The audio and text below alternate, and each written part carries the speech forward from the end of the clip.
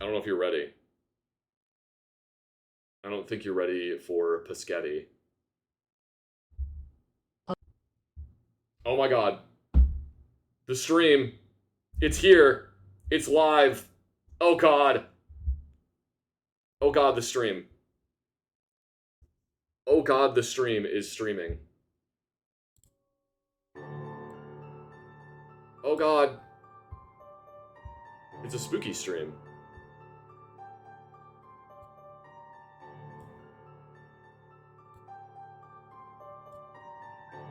A spooky stream. Ooh. Fingies spotted. The fingies have been spotted.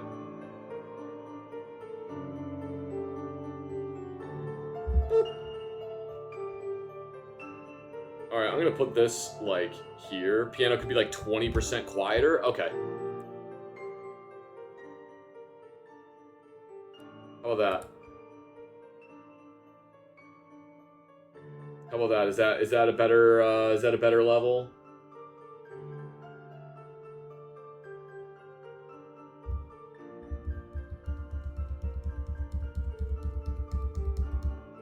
That seems like it's probably good. Thank you very much, Suit Medics, for the 50 bits. I really appreciate it. Alright, well, we are going to do some gun cleaning today. We're gonna do some gun cleaning today. Because I've got guns that need to be cleaned.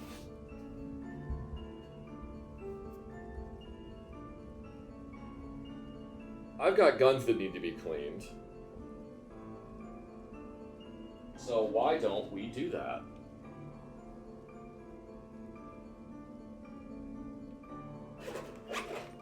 Why don't we do that? Chat, how are you guys doing? Are you guys doing all right? Are you having fun? Are you having a fun time? Are you having a good day?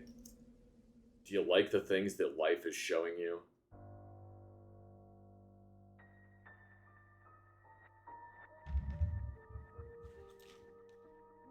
Do you like the, I got nothing. I had something, but now it's gone. Forever, it's gone forever. It's never gonna come back. Ever again.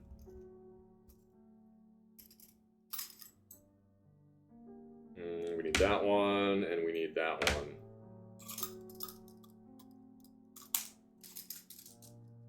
I'm gonna put that down there. And we need gloves. I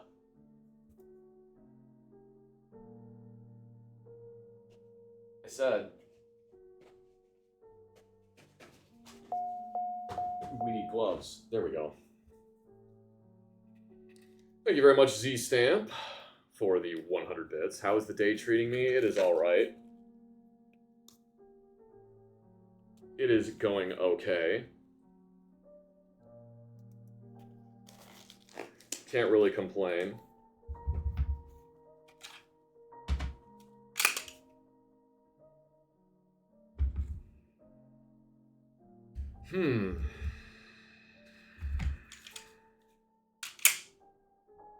Why don't we clean? We'll clean the mag off first. We will clean off the magazine first.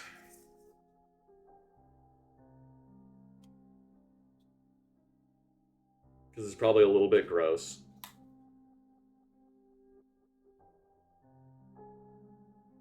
Only slept 3 hours in the last 50 hours, so that's fun. That sounds like fun. Do you do that like all the time? Is it like a recreational activity for you? I can understand why. It sounds like a lot of fun. Should I pull this magazine apart? Chat, what do you think? Do you think we should pull the magazine apart and clean it out? I'll wait and see what chat says. Do you think we should pull the magazine apart and clean it out? Yes. Tear it asunder? Okay.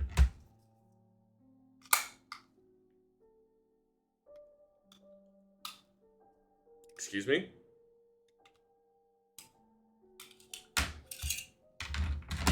Excuse me, magazine. You're supposed to come apart normally.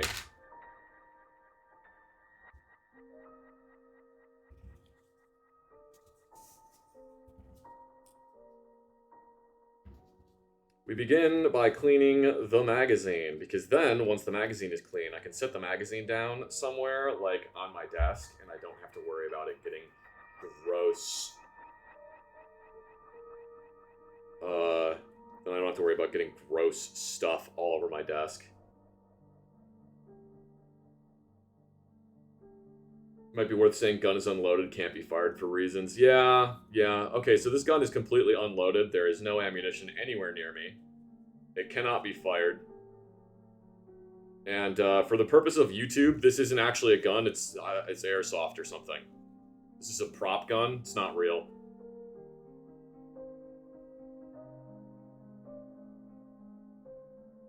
Yes, this is going to be the most in-depth airsoft gun cleaning ever. Airsoft, paintball, I don't know, whatever. Unless you're living in Australia, and then in which case this is still classified as a firearm, even though it's airsoft.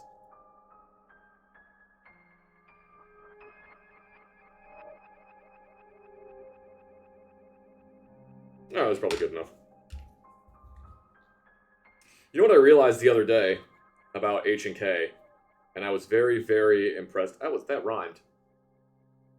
What I realized the other day about Heckler und Koch is that the magazine, they are so detailed. If you look at this magazine spring, you'll notice, as I'm rotating it back and forth, that it has kind of a blue sheen to it.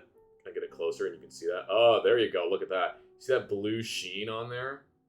How it's not just black, but it's like a very, very dark blue color. See that? That is called a DLC, or diamond-like coating. And I'm very impressed. I'm very impressed that H&K DLCs their magazine springs. They didn't have to. It's just spring steel. Or music wire, I guess, technically. Also, thank you very much, D-Stamp, for the 100 bits. But yeah, they DLC'd it. I don't know why they DLC'd this. What does that do for the metal? DLC is like a... it's kind of a self-lubricating coating. It does add some form of lubrication to it, and it also provides superior corrosion resistance. And it's just really impressive that they do that to these. But that also explains why H&K magazines are like twice as much as every other magazine. I mean, I'm not even joking. That's not even being like hyperbolic. Like a Glock 17 magazine is like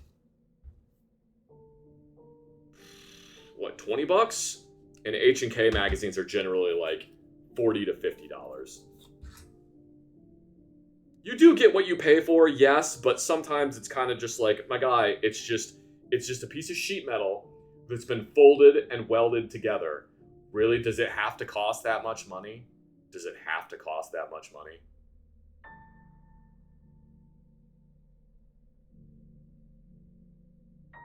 So like, I own a Mark 23 and I bought magazines for the Mark 23 at one point because for some reason HK lost their mind. I don't know what happened. But for a very brief period of time, HK lost their mind and they were selling Mark 23 magazines for like $30 cost. Those magazines are normally like $60-something MSRP. It was insane. So I bought several Mark 23 magazines because I had never seen them get that cheap before.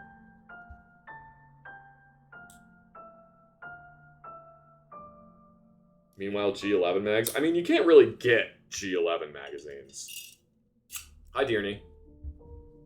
I bought all of them. No, I think I bought 5? How many... Actually, how many Mark 23 magazines do I own? Magazine is reassembled. How many Mark 23 magazines do I own? Let me see. They're somewhere around here. That's for later.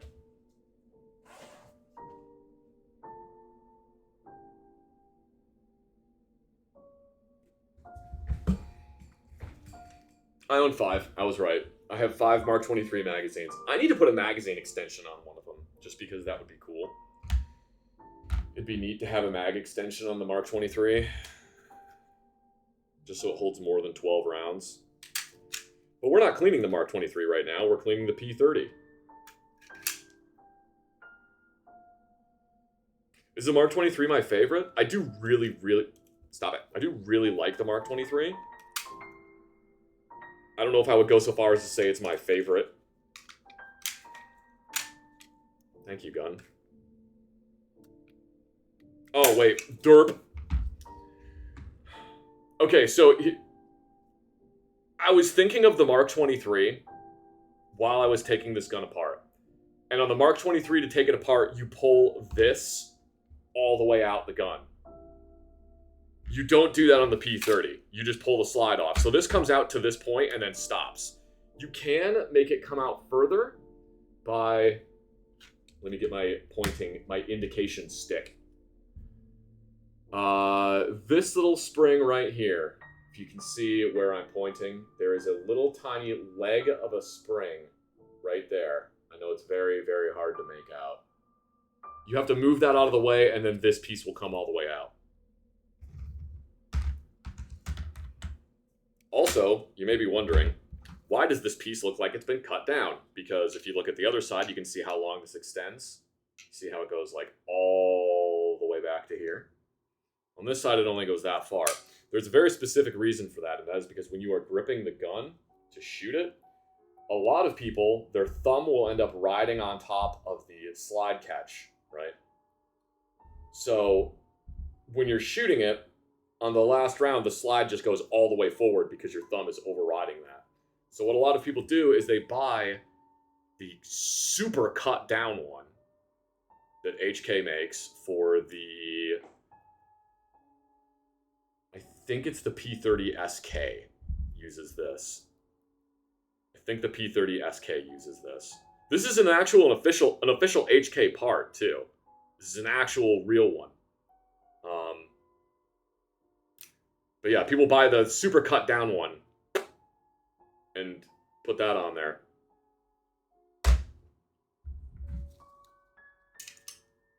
Goodness, this gun is dirty.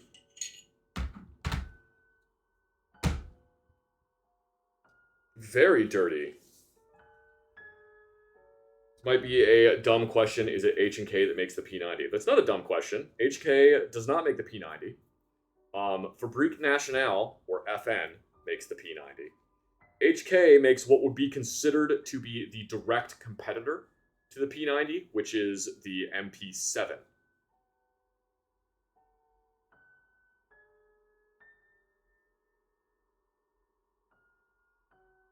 HK also makes the MP5. They do make some good submachine guns. MP7 is superior to the P90. I don't know. I feel like it's going to come down to personal preference. When NATO did the CERSAT testing of the MP7 versus the P90, they found that the MP7 had better armor penetration, but the P90 had better terminal ballistics. So it depends on what you are trying to do. If the MP7 is so great, then why did they make an MP9? You just gotta keep improving, man. Gotta keep making it better.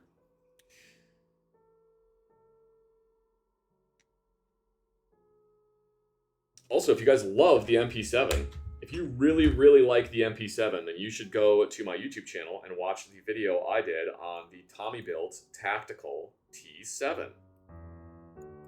You should go watch that. And if you already have watched it, you should watch it again. Another time. That is a squeak. I don't particularly care for that squeak. There's the video. It's been linked in chat.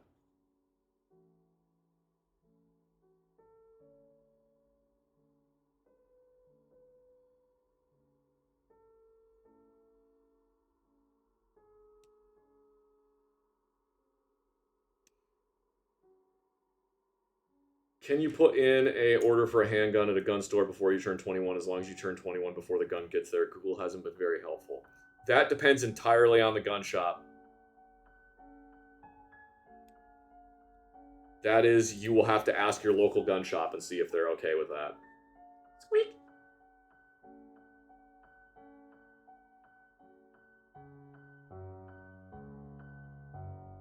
I was thinking about the P30 and related to the P90 because the P number. Usually, gun companies, when they have a P in front of the gun, it means it stands for pistol or pistola. Or something along those lines. It's interesting that FN called the P90 because it stands for pistol, basically.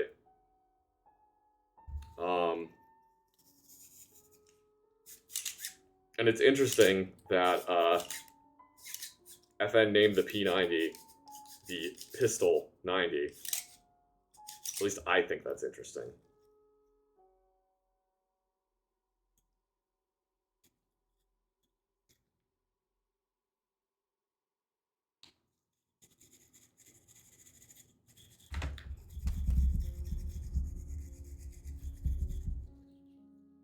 It's not a pistol caliber either. I guess technically the 5.7 is a... It's technically a pistol cartridge. It's weird. It fits into a really weird spot.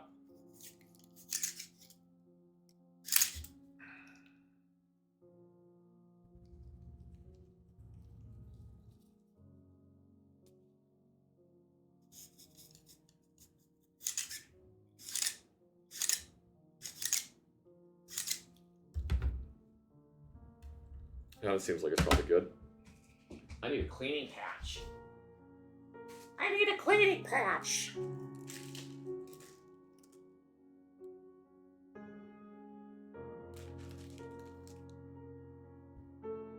My 21st birthday is really close to Christmas. Oh, you have a December birthday too! Yay! What's your favorite part about having a December birthday? Is it the part where when you're a little kid, your family only gets you one, or not your family, but your extended family only gets you one present for Christmas because he won't know the difference. It's like, I'm 5, I can fucking count. I can count to 2, and I know the difference between getting one present and getting 2 presents. We'll just get him one present for his birthday and Christmas. That's why you're not my favorite, Grandma.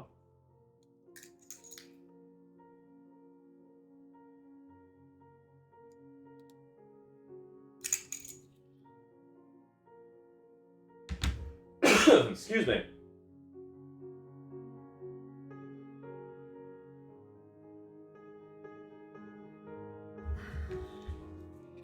Was it a big present at least? Not really.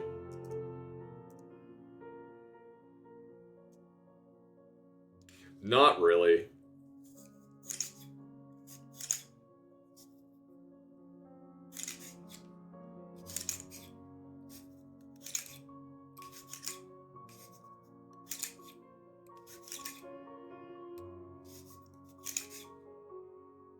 Okay. That is definitely substantially better than it was previously. What do you want for your birthday? Knights Armament Corporation makes some nice stuff. If your family is willing to buy you Knights Armament Corporation stuff for your birthday, then they must love you a lot, or have a lot of disposable income. As someone whose birthday is on Christmas Eve, I can confirm that present evasion is real. It is a very real thing. You know, I never thought to call it present evasion, but yeah, that's a really good name for it. Present evasion is a very good name for that. I might want to look into replacing the buffer and the spring on this P30 in the near future. I mean, it fired okay. It didn't jam on me. I guess I don't need to replace it, but it's like, it's not... It's become slightly discolored.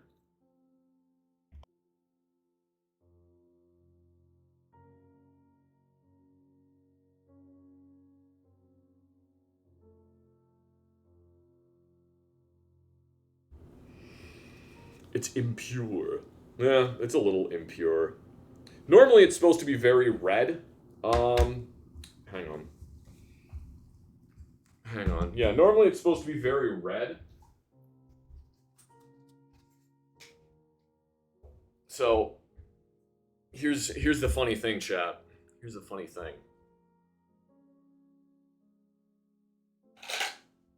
I like this pistol so much, I own 2 of it.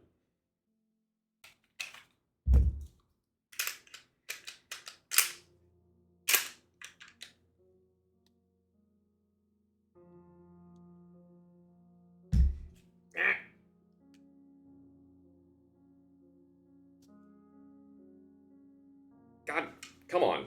Why are you being like this? It's because I'm mad at you. So the P30L, you can see that the spring is very obviously red, as opposed to the P30, which is less red now.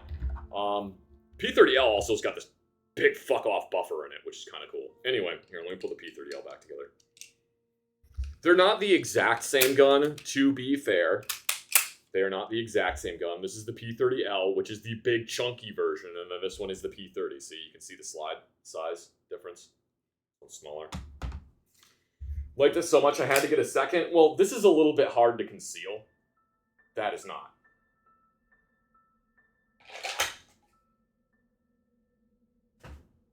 Anyway, we continue with the cleaning process. This is a lot easier to conceal, to be fair. Same caliber? Yeah, same caliber. The L stands for large. Despite the fact it's a German company, the L actually stands for Largo. No, I'm just kidding. That's not true.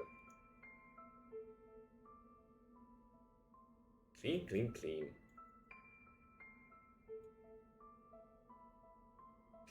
Need like 6 more to hang them all on a bandolier, then you don't switch mags, you switch guns like a pirate. That is actually called New York Reload. Where you just drop your gun and then grab another gun and then shoot that one. That's called a New York Reload.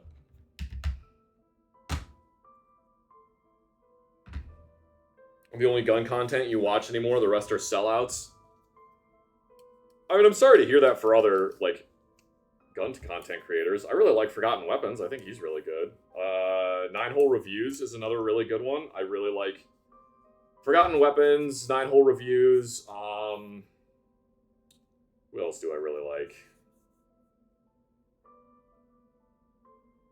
I mean, I still like going back and watching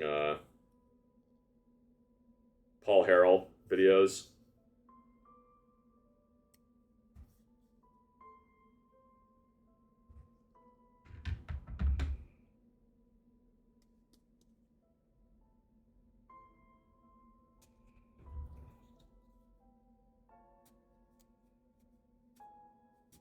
Why is it called a New York Reload? I don't particularly know. I wonder if it's because New York has, like, magazine restrictions, so they're just like, yeah, just drop the gun on the ground and grab another one. I'm not sure.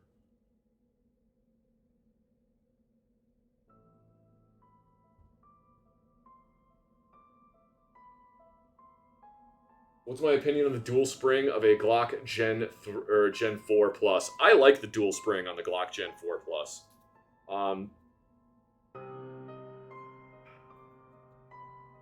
I think the Glock Gen 3 had some problems, and I think the Gen 4 fixed most of those problems. I don't particularly care for the Gen 5.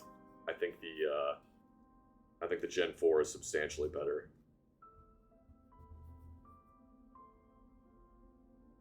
You don't like getting the Sonoran Desert Institute being yelled at you in every video. Yeah. Okay, so I watched a Kentucky Ballistics video recently, and he had a thing about Sonoran Desert Institute in it.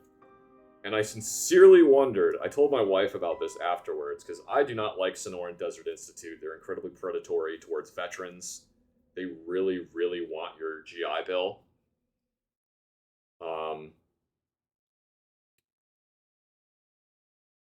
And I really wonder if he is contracted for a certain amount of ads through, or if he's contracted to do a certain amount of ads for SDI. Because the ad read he did for SDI was so short, in the video. It was legitimately like 1 sentence long. It was incredibly short. And I wonder if, because all this information has been coming out about SDI being really scummy, I wonder if he's still contracted to do ad reads for them, so he's basically just doing them as the bare minimum that he can. He's just doing the most minimal ad he possibly can. Because I'll be honest, he doesn't seem like a terrible dude. I don't know enough about him personally to say whether or not he is good or bad, but he doesn't seem like a terrible dude.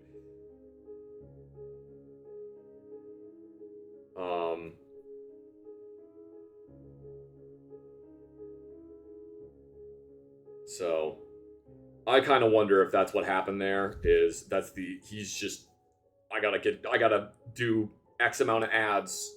I got a year left of ads I have to do. So I'm just gonna do the shortest and most simple ad I possibly can, so that I don't, have to pay back all this money that they pay me. Anyway, whatever.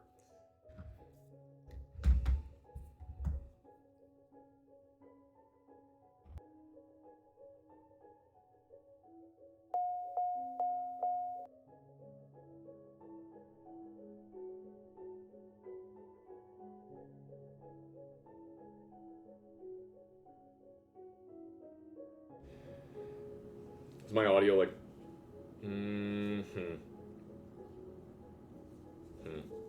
Well, I'll have to see if that helped the audio.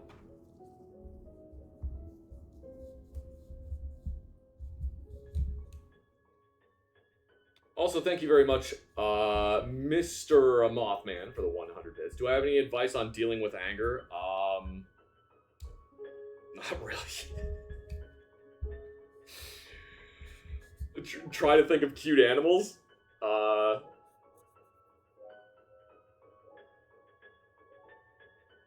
Yeah, try to think of cute animals. Sometimes that helps.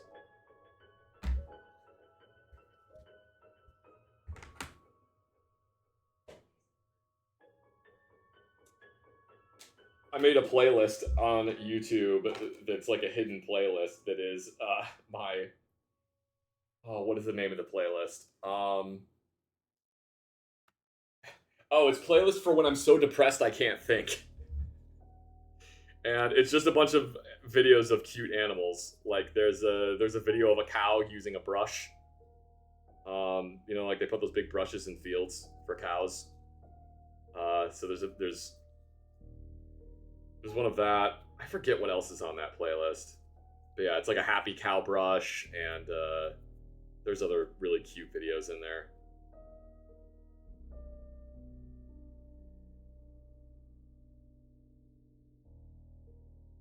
I'm pretty sure if it isn't in there, I need to add it, but I'm pretty sure there's a video of a pig that's late for breakfast, just like running across the field, just making little squanking noises because it's like, oh my god, I'm late, I'm gonna miss breakfast. And the lady's like, Willie, you're late for breakfast! Willie, Willie, Willie, Willie! And the pig just keeps going like, wee, wee! And it's just like... It's really, really cute.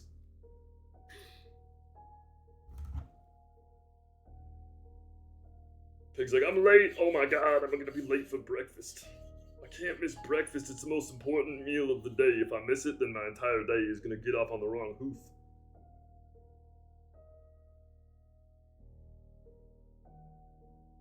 The sounds of videos of Moo Dang chomping on everyone.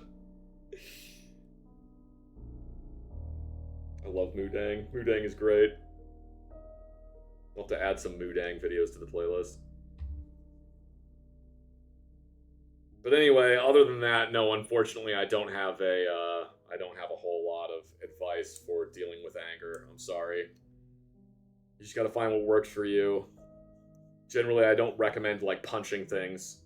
There's some people that say oh yeah, you should go beat up a pillow or hit a thing with a hammer, and it's just yeah, that's a great idea. We're gonna correlate anger with beating the shit out of something. An excellent idea. My Cheetah Crab Rangoon video always cheers you up. That's a pretty fun video. I would like to do more of those, but I kind of I'm gonna be honest, I don't really see the point because like they don't get a ton of views. I mean, the reason to do them is if I enjoy doing them, right? That's the actual reason to make more like voiceover videos is I enjoy doing them. That's the actual reason to do them. Wheelie, wheelie, wheelie, wheelie. Start doing push-ups and pull-ups. That can help. I mean, that definitely helps for some people. Excuse me. Lifting and exercise are things that help some people. You hear from a lot of people, or at least I have heard from a lot of people, that like, oh, I always feel better after I exercise. And I have had that happen like 3 times in my entire life where I go exercise and then I feel better afterwards. Usually I don't feel better after exercising. I wonder if that's just like neurodiversity. Well, I don't know.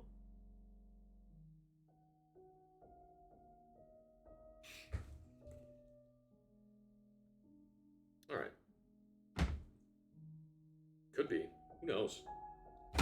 You go back there. I was kind of hoping, so today, chat, I was kind of hoping. I have ordered a Aimpoint Acro plate for this slide. And I was kind of hoping that that would get here today so that I could try putting it on there. But it isn't here today, unfortunately. What are you going to do? We'll see. When it gets here, we'll see if it works well.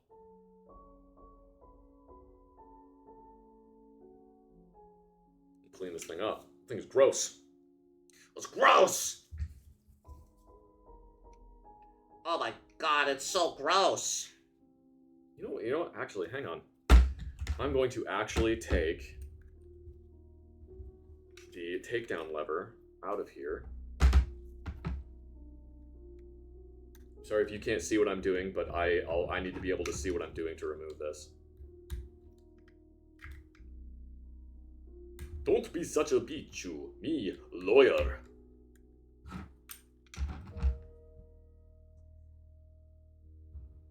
Did it come from a warehouse in the south? I don't know. It might have. It might be stuck at a warehouse in the south. I know there's a bunch of shipping delays. I have ordered a bunch of... I've ordered more P90 ammo, and that is currently stuck in South Carolina, which, you know... there's nothing you can do about that. I hope that everyone that is there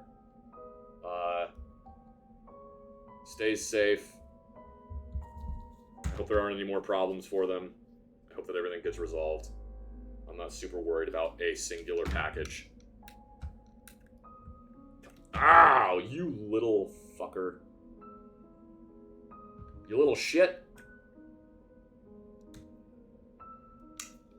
Alright, I have to move this off camera, I'm sorry. I can't actually see what I'm doing. There we go. It goes a lot easier when I can actually see what I'm doing.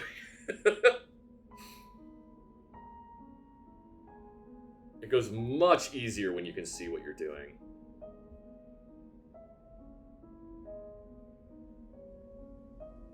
Look at this little stumpy takedown lever. Look at this guy. Tiny takedown lever. When I initially looked at this pistol, because this is a used handgun, I bought a used P30L because it was way cheaper than I bought a used P30 because it was way cheaper. Hello? Oh, that was just the end of the song. Okay. It was way cheaper than a brand new H&K P30 modified by Langdon.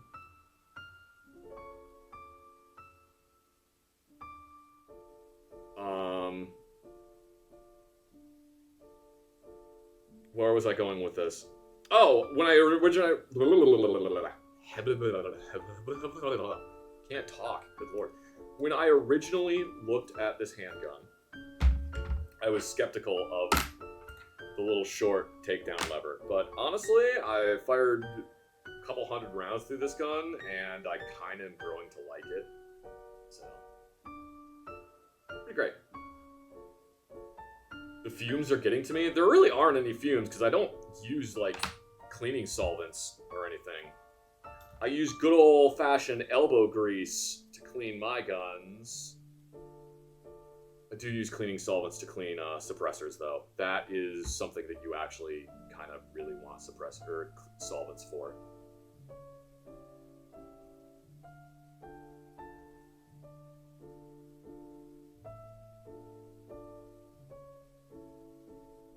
On the topic of not thinking I was going to like a thing, I really thought... So this pistol has the Gray Guns short reset trigger in it. You'll notice that it looks really goofy. That's because when it actually gets into the firing position, it is flat. Completely flat like that. Because that's the new hotness. Everyone loves flat triggers. If it works for you, it works for you. But yeah, everybody fucking loves these new flat triggers. Anyway. This has what's called the LEM trigger. I think it stands for Law Enforcement Module. Could be wrong. When I first read about the LEM trigger, I was like, wow, that sounds fucking terrible. I hate that. Because I really don't like double action only handguns. I have very strong feelings about double action only handguns. Most of them are not good. I don't like double action only handguns. So when I read about this one, which is a double action only handgun,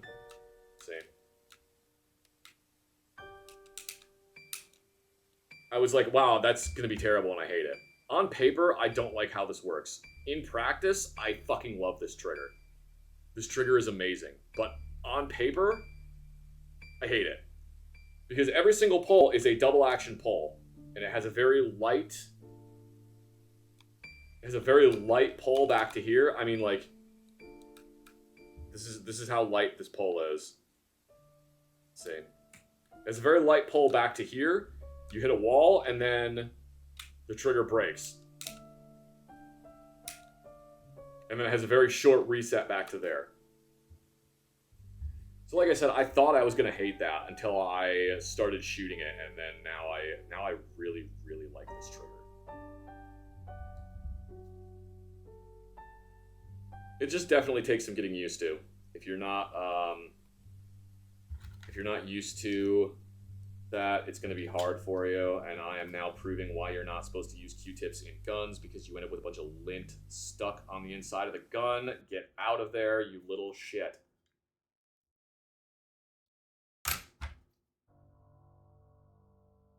Huh, the small fine tool I have isn't working. Better get a wider tool that's less fine. That's a great idea, Zach said. Knowing full well that it wasn't a great idea.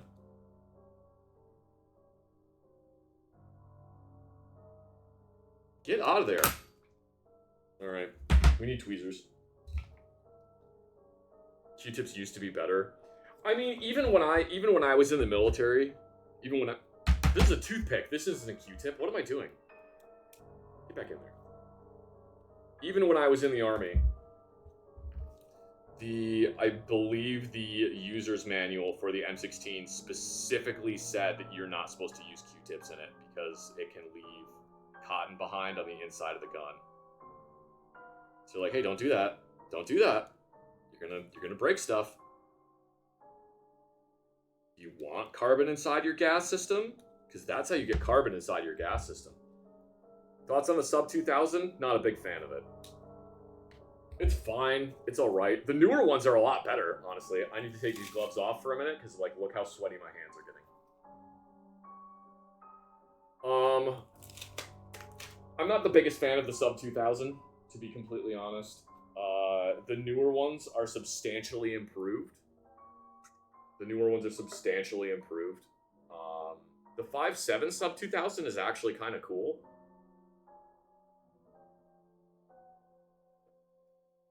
My problem with the sub 2000 is if you have any facial hair, it really likes to rip your facial hair out when it fires.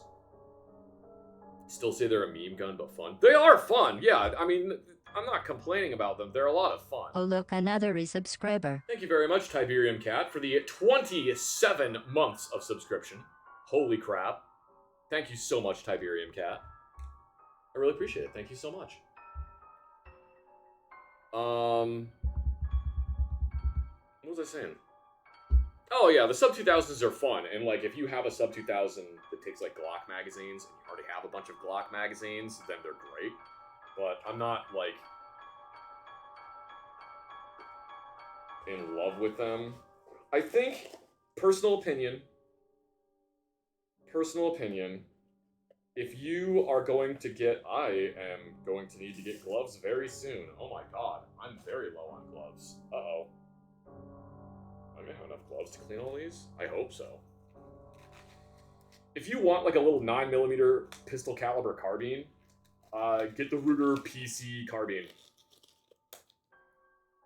Get the Ruger PC carbine if you want a good 9mm pistol caliber carbine. I think they're great. They're probably one of the better ones that is currently being made right now. I would say get the Beretta PX4 carbine, but like...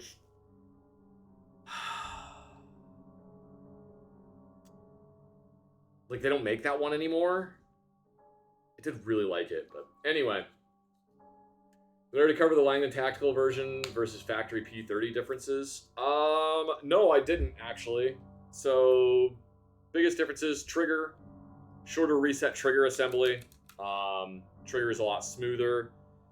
They do their own factory coating on this, and then they cut the slide for an optics plate, and then they put their own proprietary rear and front sight on it. That's the biggest differences.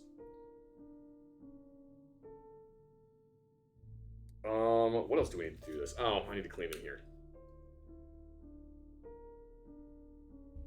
What about the Sears and Roebuck 583.2? I know nothing about that. I am sorry. I know that you will want to, is it the Sears and Roebuck? The JCPenney. Okay, so, sandpaper grip is standard. No, this is actually like shredded rubber on this. And this was added after the fact. I don't know if I'm going to leave it on here. I don't hate it, but I don't know. It doesn't get in the way, but I'm also like not in love with it.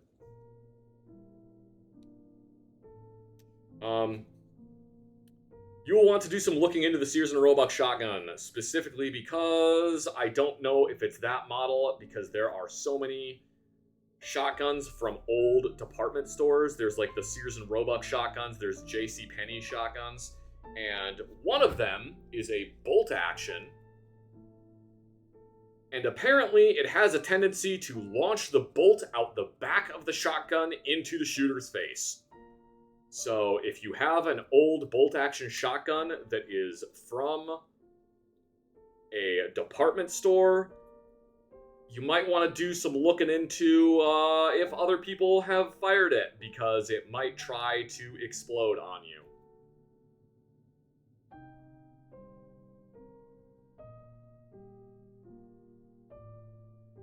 Just a word of warning.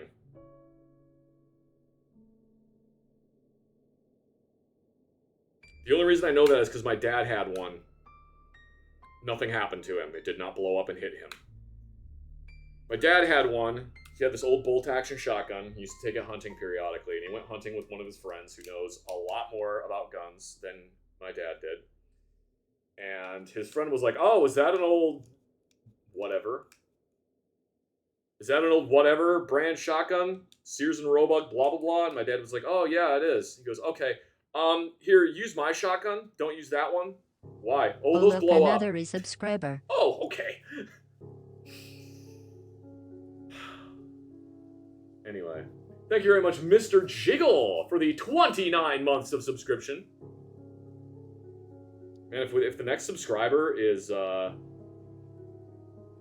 31 months of subscription, that would be really cool, because then that would mean it went up by 2 every single time. I'm not expecting that to happen. That would just be cool. I'm building an AR-15 and wondering if it's fine to use a mid-length gas system with an A2 rifle buffer. Absolutely it is. I love mid-length gas systems, and I love rifle-length buffers. That is how you delete all recoil from a gun. It's a lot of fun, actually.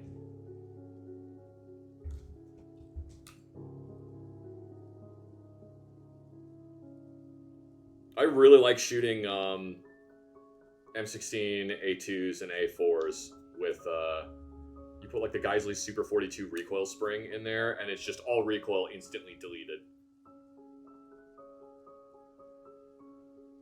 It will blow up is not something you want to hear when shooting a weapon, LOL. Yep, that really isn't. That really isn't. That's one of the reasons I don't like the Mark 19. Not because it will blow up, but because the Mark 19, part of it is don't use this lubricant or it will catch on fire. I don't like the fact that my belt-fed grenade launcher machine gun can burst into flames if I don't put the right lubricant in it.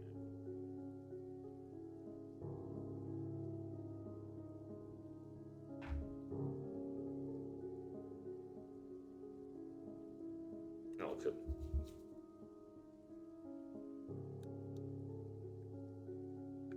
Ooh, okay. Neat.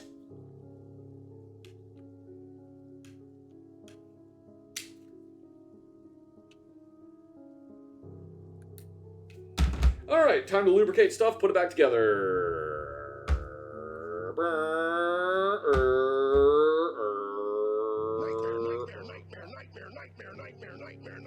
Nightmare. Thank you very much, Olven Hex, for the 666 bits. Nightmare. It's Christmas. Good God. It's Halloween. Spooky season. It's not Christmas. It is if you're watching the movie Nightmare Before Christmas. Whoa, nightmare. Okay. That's enough of that, Zach. Thank you.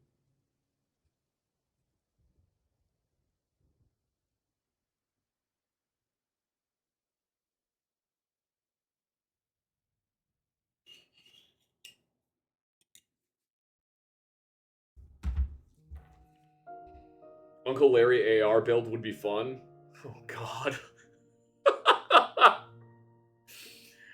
Oh my God, that sounds like a horrible idea, and I actually want to do that now. Oh God. It looked like some bullshit you find off of a scav in Tarkov.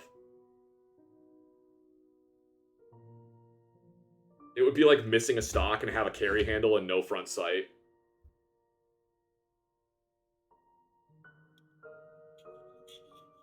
With like a 24-inch barrel on it.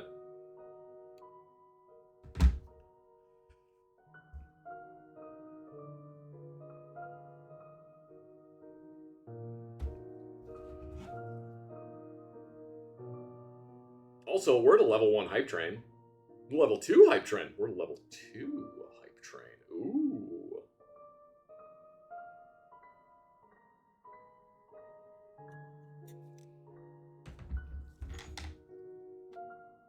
I should do something.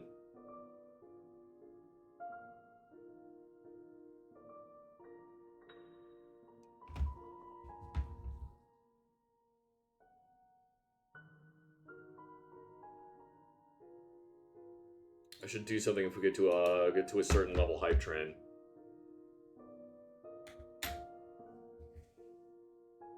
It'd be something like the shitty SKS that the second Trump assassin tried to use. Oh my God. I saw a really funny post on Gunbroker. Thank you very much, Wally's World, for the 50 bits. Thank you so much, Wally's World. Someone listed a SKS on Gunbroker immediately afterwards and was just like clone correct SKS or clone correct Chinese SKS. $3,000, no lowballs, I know what I got. It gave me a good chuckle.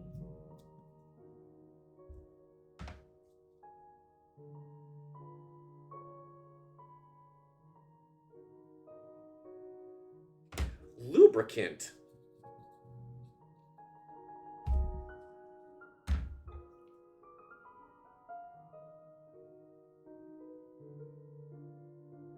I need to like think of things beforehand when I need to think of things beforehand for hype trains. I can never think of anything in the spur of the moment. It makes it difficult. It's got that ADHD. By the way, Chad, it is ADHD Awareness Month right now.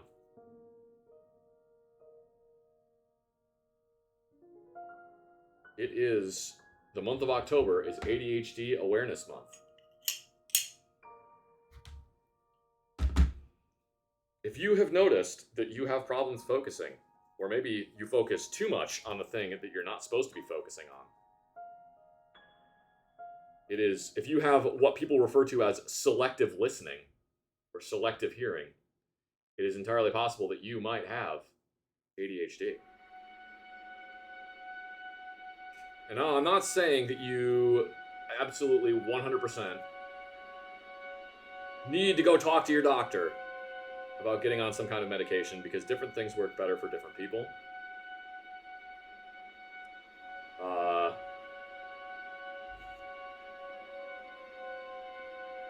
But I will say that I have been on Adderall for a while now, and it has been working quite well for me. Oh man, the lubricant is empty of lubricant, so I lubricant. Thank you very much, everyone. Level 2 hype train was completed. I will need to think about what the hell I want to do for a hype train. I need to like actually consider that. Level 2, GG chat.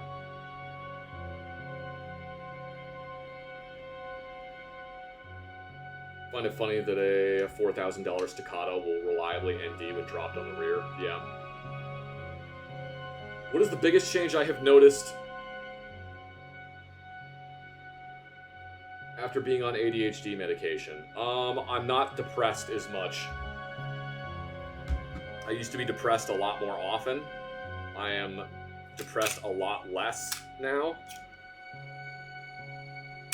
And I think the reason for that is because my brain is actually able to focus on things.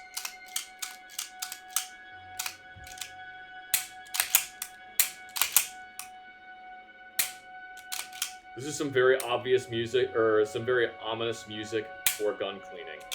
Well, it's spooky music. There's dark piano music for dark writing. Well, no, actually, it's not, I mean, it's for dark writing, but I'm not doing any dark writing.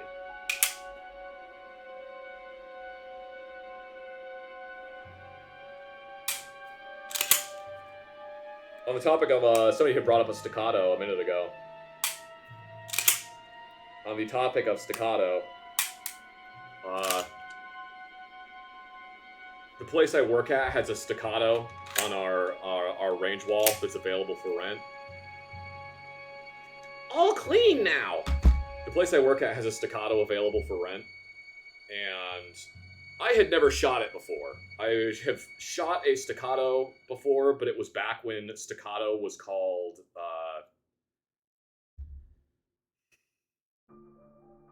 STI. It's back when staccato was called STI. That was what they used to be called. And it didn't have an optic on it. So I was like, you know what? I should try shooting this staccato just to kind of see what all the fuss is about, you know, because people love staccatos. It's like a cult, right? It is legitimately like a cult. It's kind of insane. Anyway, I was like, I should try shooting it and see what the fuss is about.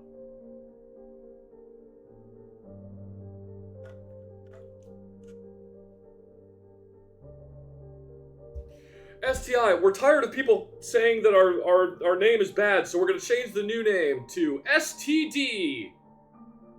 Wait. Okay, so anyway, staccatos are nice, but holy shit, I'm not paying that much for a handgun. They're unreasonably expensive, he said, motioning his hands over a Langdon Tactical H&K P30.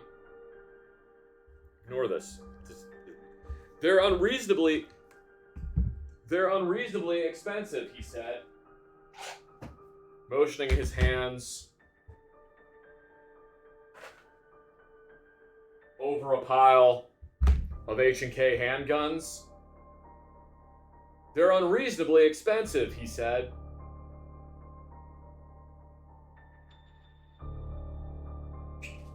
They're unreasonably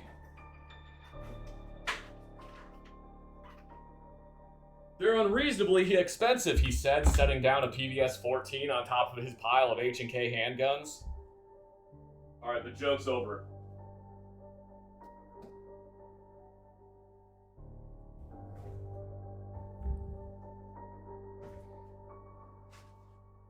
Oh, wait. They're unreasonably expensive, he said, setting down another HK on top of his pile of H&K handguns. Okay, now the joke is over.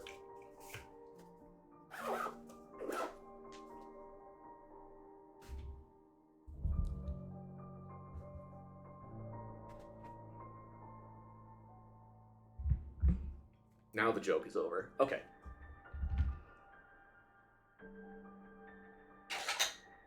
Anyway, what was I saying? Oh, yeah. So we have, our range has an STI. Our range has a staccato handgun at it. And I was like, you know, I really should try shooting this thing just to see what all the fuss is about, whether or not I like it.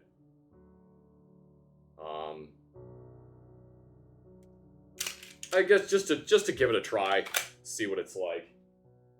As the Langdon P30. Just to see.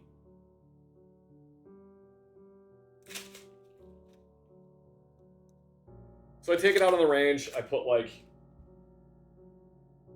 10 rounds in the magazine. And I fire it, and the targets are like a, you know, like an oval shape. He said, making not even an oval shape. Targets are roughly an oval shape. I fire, the first round literally goes dead center in the oval. I'm just like, are you kidding me? So just for giggles, I just start shooting it as rapidly as I can shoot it and still basically be accurate, and it's just punching holes into a tiny circle. I'm just like, oh no, they shouldn't have let me shoot this gun, because now I want to buy a $3,000 staccato handgun. Why did they do this? Why did you let me shoot this gun? I put like, I think like 30 more rounds through it. And then just brought it back outside. And I was like, you have to take this back because I'm going to buy one if I continue shooting it. I really like this gun. Staccatos are really nice. They're really, really nice handguns, but holy God, are they expensive. I cannot believe how expensive staccatos are.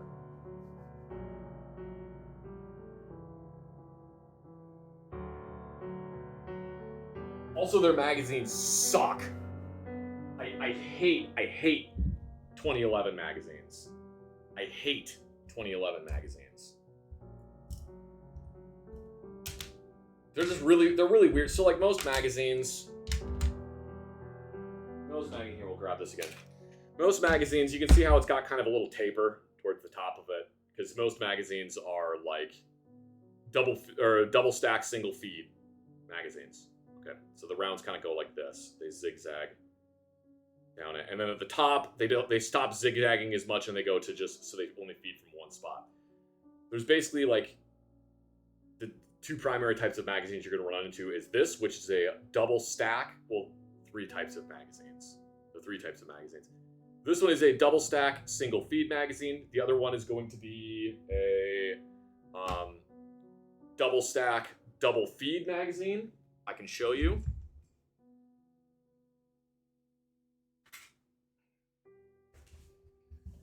This is a double stack, double feed magazine, so you can see the bullets are going to make a zigzag pattern, and then they will feed from either side of the top of it. An AR-15 magazine is a double stack, double feed magazine. And then there's just single stack magazine, which is the rounds are just in a straight column like this. So. I don't like STI magazines because the taper with which they go from a double stack to a single feed is like this long. It's substantially longer than it is on any other double stack magazine. It means they don't really work very well with magazine loaders, and they just, yeah, I'm not a fan of them. It means that you end up with a magazine that's very long for a 17-round magazine. So like a 2011 magazine is like maybe an inch longer than this magazine is for basically the same capacity, which is annoying. That's why I'm not a big fan of 2011 magazines. Also, they're just really expensive. Anyway, to sum up the story, I shot the 2011 a bunch of times. I thought it was really cool. I really liked it. And after shooting the 2011, I shot the P30. Shorter barrel than the 2011, because the 2011 was like a 5-inch something barrel, something like that. This is like a 3.89 inch, almost 4 inches. Do I own a Glock 17? I do. It is downstairs currently. Yeah, it's not up here, but I do own a Glock 17. I have a Glock 19 as well. If you guys are really good, maybe I'll show you the Glock 19. I shot this one after shooting the 2011, and honestly, I shoot this about as well as I shoot a 2011. Like, I can shoot a 2011 faster and get the same amount of accuracy as I can with this. But like, for all practical purposes, this is going to do everything that I need it to do, whereas the 2011 is going to be like, Ricky Bobby, I gotta go fast. That's what the 2011 is going to be for. All right. We need to change places.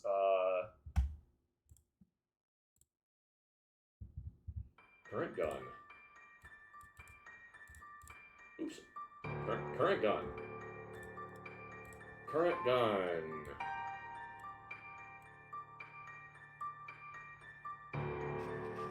Oh, we gotta turn that down a little bit because that's a little bit loud.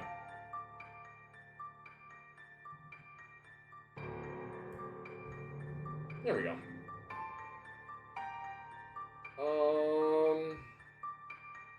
I'll do the sig. Uh-oh, what did I just do? Bad computer. Bad computer!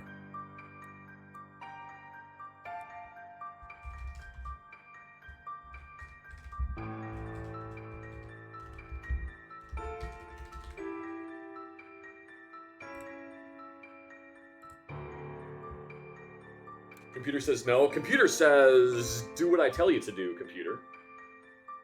The next gun! Look how dirty this gun is right now. Look at how much carbon there is on that muzzle.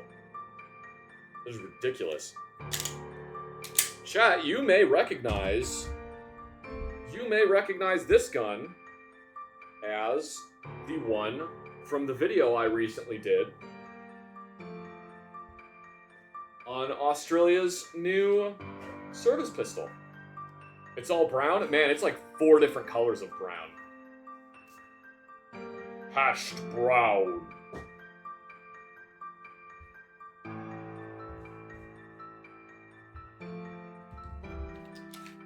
Does Mrs. I saw someone ask if Mrs. Hazard carries any guns. She doesn't really do any shooting. I took her shooting, I think, for the first time ever. When we went back when we first started dating. I took her shooting. It was the first time she had ever been shooting in her life. She did very good.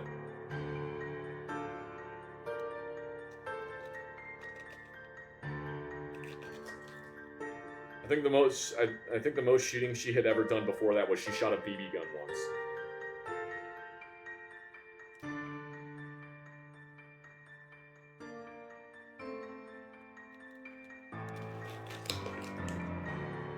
Why do some pistols have their barrels tilt upwards when you pull the slide back? That is the Browning tilting barrel design, and that is basically what almost all semi-automatic handguns use now. There are exceptions. There are a lot of semi-automatic handguns that don't use Browning tilting barrels, but a lot of them do. It's a really common, very effective method for a semi-automatic handgun to work.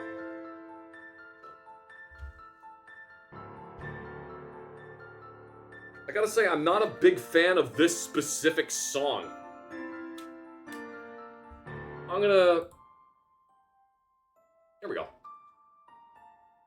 You're just gonna start doing the piano thing. You know what? We're just gonna. There we go. Much better. Ooh.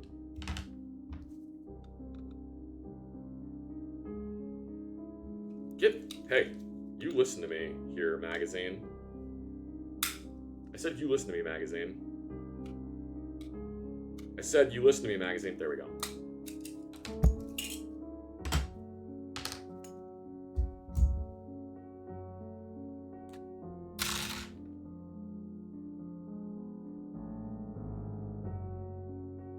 I do really like this orange follower.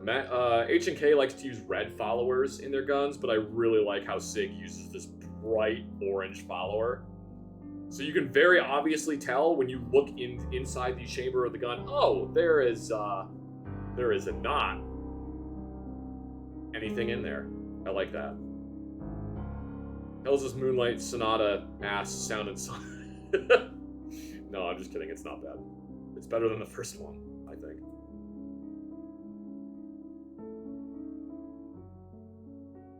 It's almost my birthday. Happy almost birthday, money man.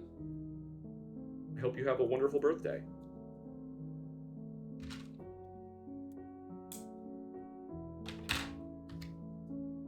Do I like guns? No, I hate guns. I strongly dislike guns. Oh look, another resubscriber. Thank you very much, Crowbar Rager, for the 10 months of subscription. I really appreciate it. Thank you so much. One of the things that I will admit that I really like that Sig Sauer has done in recent years is put the ammunition counter on the witness holes for how much ammunition is in the magazine on the back of the magazine. They used to put them on this side of the magazine, which is really handy for if you take the magazine off of a belt and you go like this, because you can see how many rounds are in it. But it means that if you take the magazine out of the gun, you now have to do this to see how many rounds are in it. Whereas on this, you can go, that is a lot faster. This is substantially faster than that.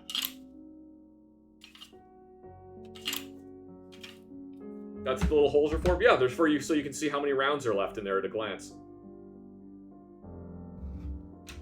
Or that you put the correct amount of rounds into the magazine.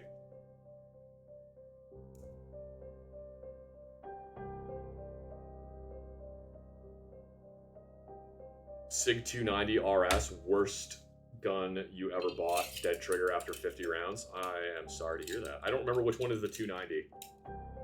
I'll have to look that up. Ooh. Hang on. I gotta put this magazine down here because otherwise I'm gonna hit myself in the face with it. There we go. Play Secunda from Skyrim? No. Thank you for the suggestion, though.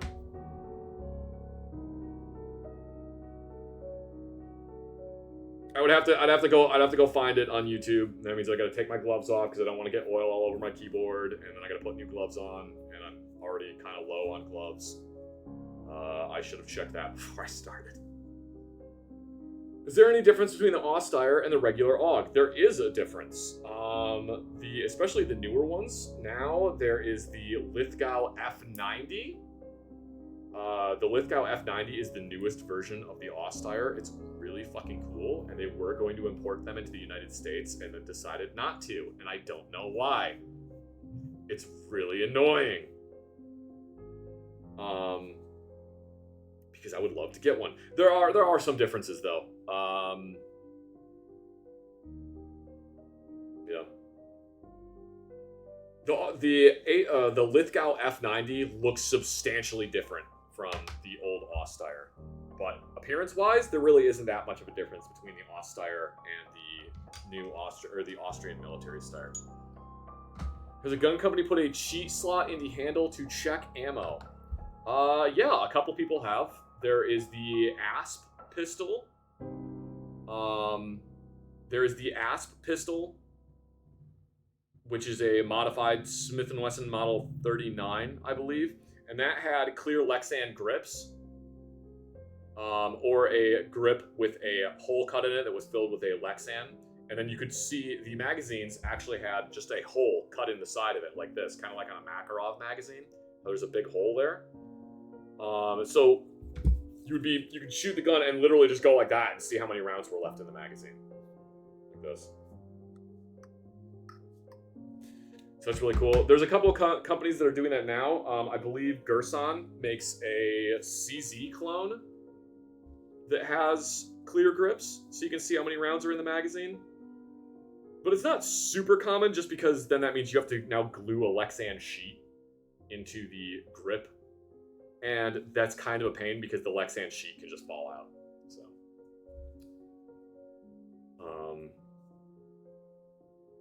yeah.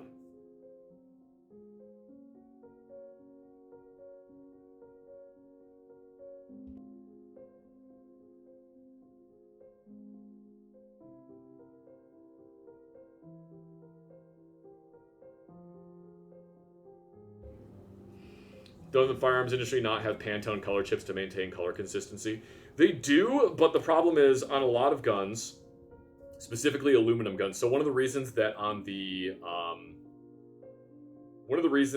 know how everyone jokes about the FN Scar having the 50 shades of FDE on it? The reason it's a different color, and they're all like different colors, is because those are actually anodized. Thank you very much, Z-Stamp. Am I going to do more gun autisms with Jay? Maybe, I'm not sure. Didn't know that Maxim was related to the suppressor guy. The suppressor guy's name is Hiram Percy Maxim, and the machine gun guy's name is Hiram Maxim. They have the same name, it's just the suppressor guy's middle name is Percy. Anyway, the FN Scar is made of aluminum, or at least the primary part of the body is made of aluminum, and that is what is called anodizing. And anodizing is an electrochemical process, as opposed to Cerakoting, which is basically just spray paint that you bake on it. And because it is an electrochemical process, that means that whenever you anodize something, no matter how precise you get it, no two anodizings will look the same. Because it can literally come down to the amount of seconds that the aluminum is sitting in the anodizing bath. So you can end up with two pieces of metal that you put them in there for almost the exact same period of time, but because you were off by one second,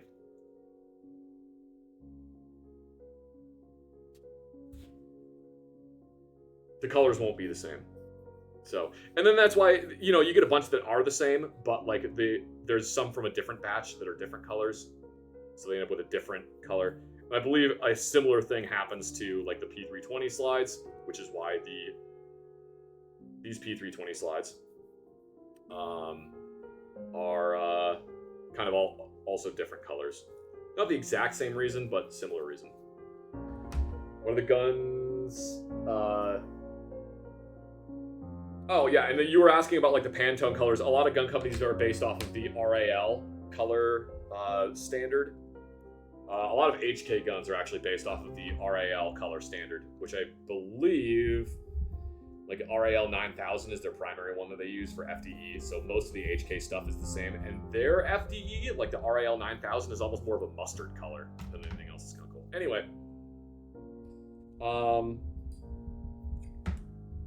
somebody asked why do the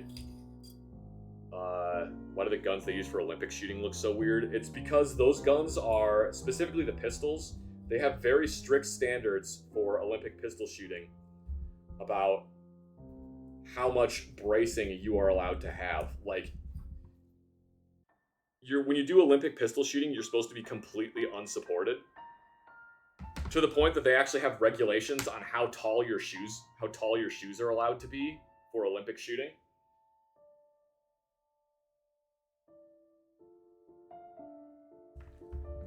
And one of the other reasons they look weird is because most of the pistols for Olympic shooting are like air pellet guns, so they have a funny little tank on the bottom of them that contains a bunch of pressurized air. Don't get to...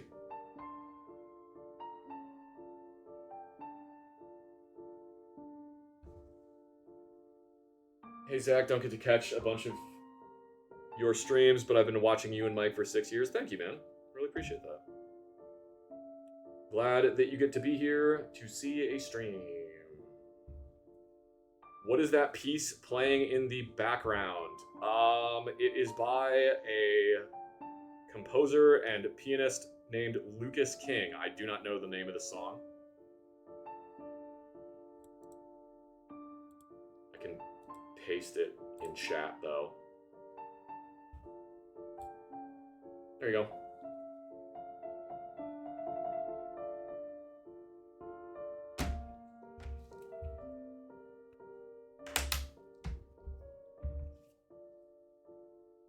Man, this thing got really dirty.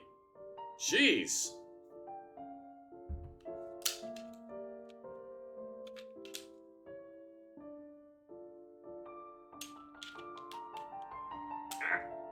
There we go.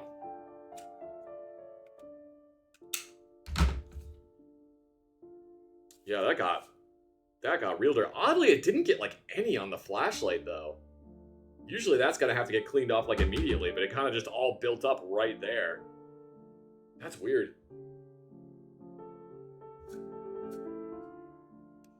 It is gonna be really cool if I just continue shooting this when the muzzle of this gun is just like absolutely charred to shit with carbon. That's gonna be really cool, and I'm gonna be into that. I love certain types of like honest wear on guns. Other times I get like really autistic about it and really mad that there's like any wear on my gun whatsoever. But sometimes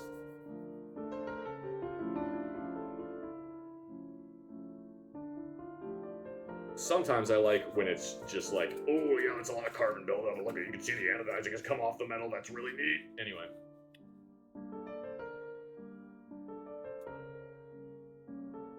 Cleaning the grip module.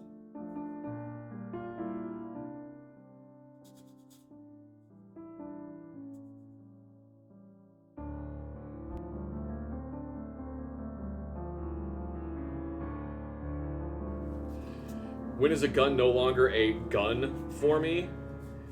When it's artillery, I think. Like magnetically accelerated weapons, are they guns that can hold the same interest level? I think, like, once we actually get to a point where railguns are feasible, I think railguns are really fucking cool. Same thing for, like, coil guns or Gauss guns, whatever you want to call them. I think those are potentially really cool. I think laser guns can potentially be really, really cool. But yeah, once it gets to, like, a certain size, once I can't really carry it around anymore, then I'm not particularly interested.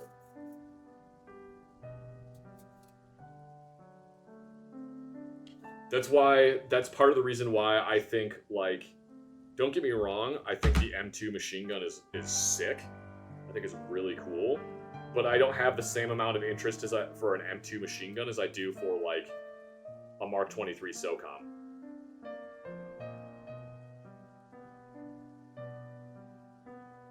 And again, there's nothing wrong with the M2 machine gun. I think the M2 machine gun is a really interesting gun. The fact that it is still around and still being used after over 100 years of service is incredibly impressive. But it doesn't really interest me that much because I can't carry it around. I mean, I can, but like I can't carry it around and like just set it up and shoot it. It's the same thing for like the 20mm Lati rifle or the Solothurn S1-100. I think those are both really, really cool. But like, I can't carry that around and shoot it. Also, I really like that this grip module says US 9mm M18. That makes me very happy. And the fact that it has a manufacturer number on it also makes me very happy. That's one of the reasons that I like. That is one of the reasons that I like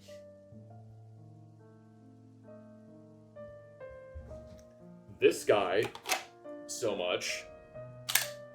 It is clear. That is one of the reasons that I like this one so much, because it has a manufacturer number and a part number on it. It makes me happy. And it's got the really cool M18 optic on there. Let's see if I can get it in focus. It's going to be really hard to, because it's very hard to focus on red dots. I know that looks like a gigantic dot, but it's actually a circle with a dot in the center of it. And if I press the down arrow and hold it, you can change it to just a dot. And then if I press it again and hold it, you can change it to just a circle. Look at that. It's pretty cool. I'm pretty into it.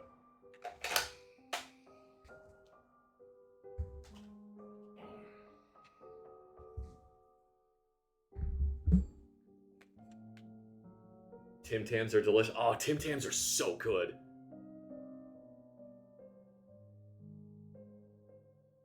Try to send me some Tim Tams. I don't have a P.O. box. I've considered setting one up before, but I sincerely worry that people would just try to find out where I live, or would just, I don't know, mail me. What's a word I can use for this that won't get me in trouble? They would just mail me horrible things, and I don't like the sound of that. So, I do not have a P.O. box. Contraband? Yeah, that's a good way of putting it. Anthrax? Ah, joke's on you, I have the anthrax vaccine. Is it still good? How long is the anthrax vaccine good for? I feel like you have to get that renewed, right? That can't just be like a one and done. It's not like, you know, like smallpox or chickenpox or what's the other one? Polio. It's not like a polio vaccine, right? I would assume you have to get it renewed.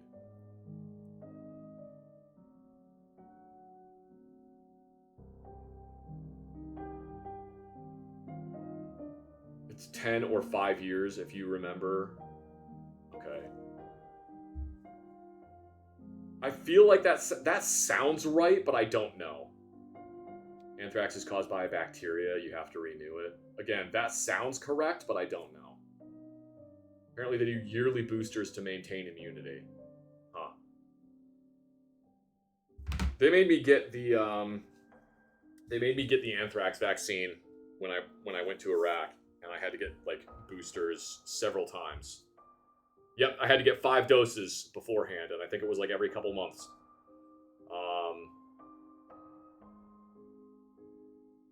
And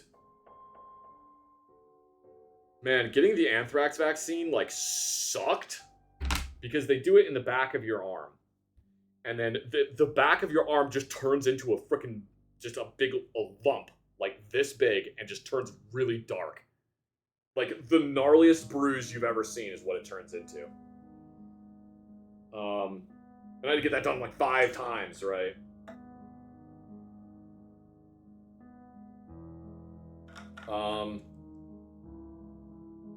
And I was not happy about getting that done, because I was like, why are you making me do this? I'm not going to be running around Iraq smelling strange powders, okay? Why are you making me do this?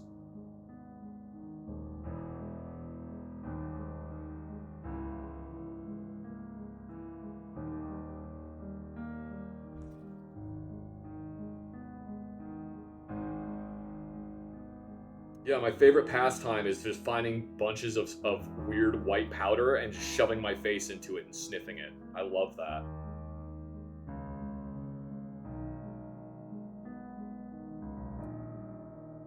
That's my favorite. Yeah, that looks pretty clean.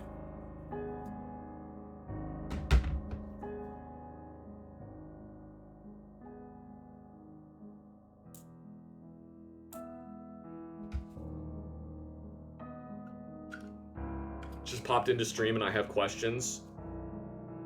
If it's about anthrax or about smelling strange powders, I will be taking no further questions. No, I'm just kidding.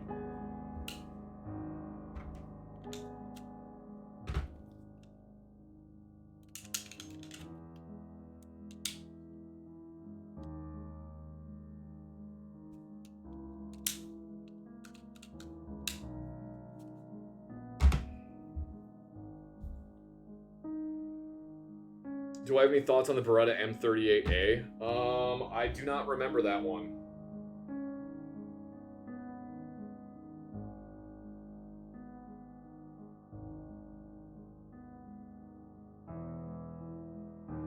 Oh, okay, yeah, now I remember that one. That thing's cool. I love early submachine guns. Yeah, Beretta M38A is cool. Yeah. Yeah, that thing's cool. I do actually love early submachine guns. I think early submachine guns are really cool.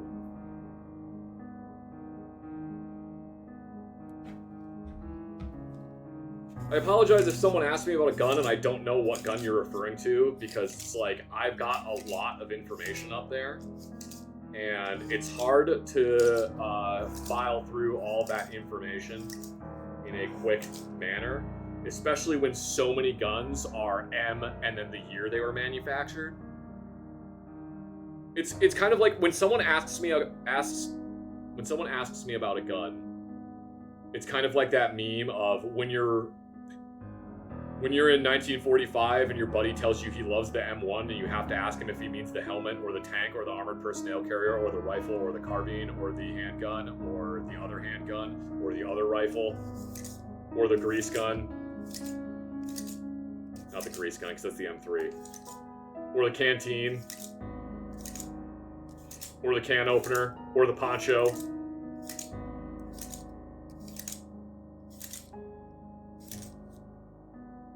It do be like that.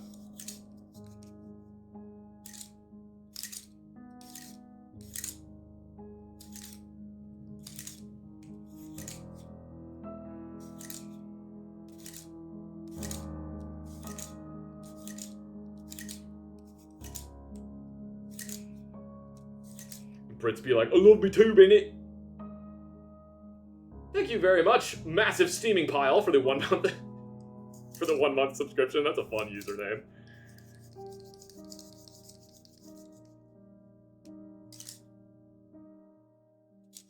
Also, I just thought of this. You may remember.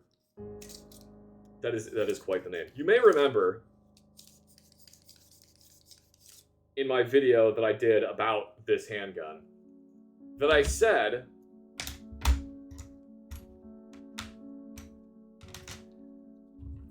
that I had the SIG Foxtrot 3 Lite on the way here. And I did. I do have the Foxtrot 3 Lite. I did have it on order. It was ordered. SIG had said it was on its way. I have just received confirmation. How long ago was that video? 2 months ago? July 24th is when that video was. SIG just finally told me that the flashlight is shipping here. What?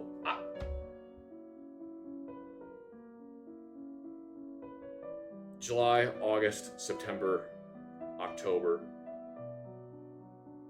Yeah. It's like, what? What? SIG? What are you doing, SIG? What are you doing? Okay, anyway. You want a gun knife, is that a thing?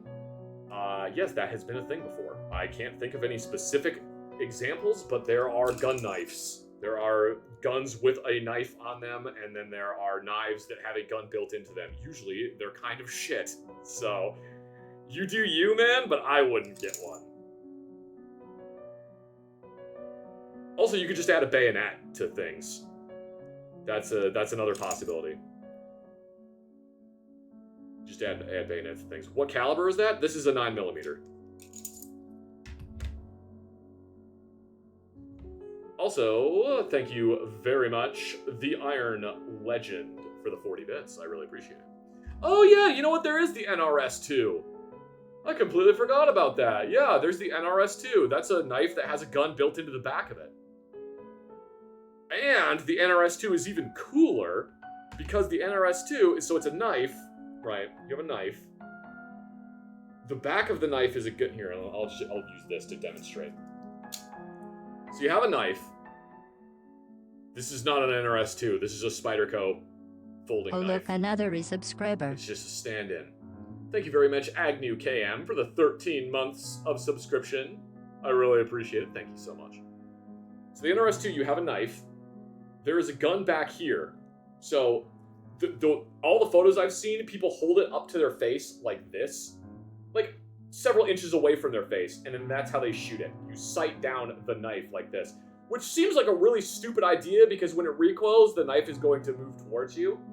Anyway, apparently there's not that much recoil to it, because otherwise why would they do that? Maybe they're just incredibly dumb, and they think that's a good idea. Anyway, I don't think it's a good idea. I would shoot it like this, personally, like hold it far away from me and shoot it.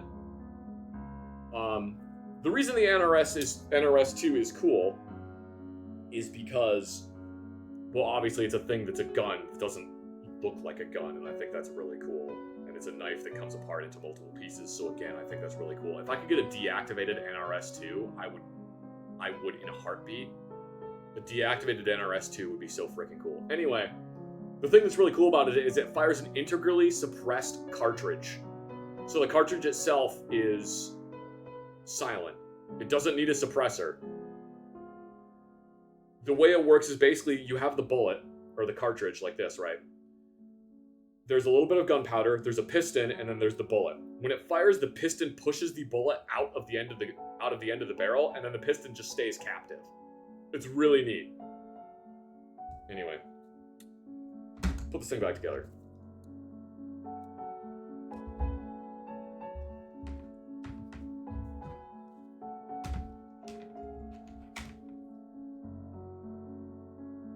If you had a bayonet long enough to a rifle, is it a spear halberd at that point? So you say that, but originally the point of bayonets is you wanted to be the military with the longest bayonets, right?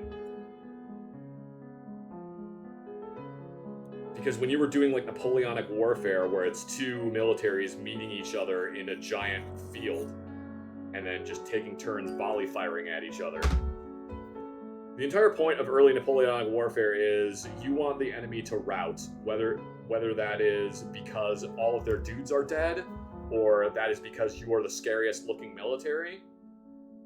However you achieve the result of the enemy military runs away, it doesn't matter as long as you achieve that result.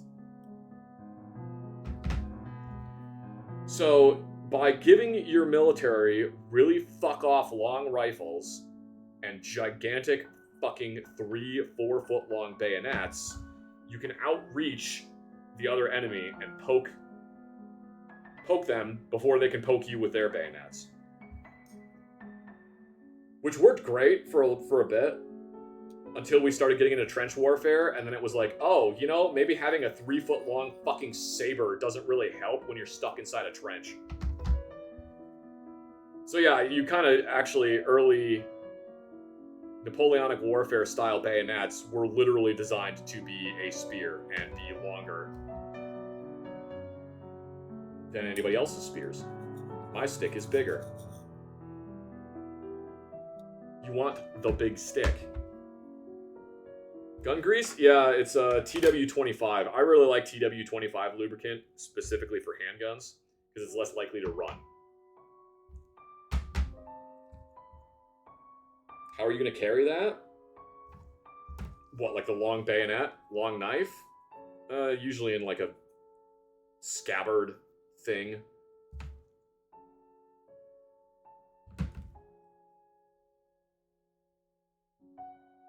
They figured out ways.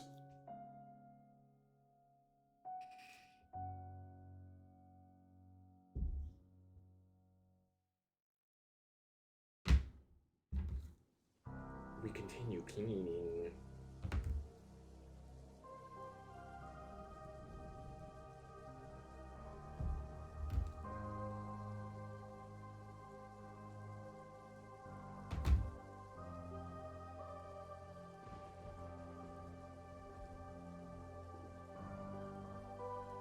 Is there any reason integrally suppressed cartridges like that aren't more common aside from cost of manufacturing? Yes, there's a very good reason. At least in the United States, anyway. And that reason is because the ATF has determined that any type of integrally suppressed cartridge is a suppressor, and you need a $200 tax stamp per cartridge. So not only do you have to pay for each bullet, but you have to register every single projectile as a NFA item, and you have to have a serial number for every single cartridge. And you have to pay $200 for every single cartridge. And it doesn't matter if you're making those for the military. So yeah, that's the reason why nobody is making integrally suppressed cartridges, because the ATF won't let anyone do it.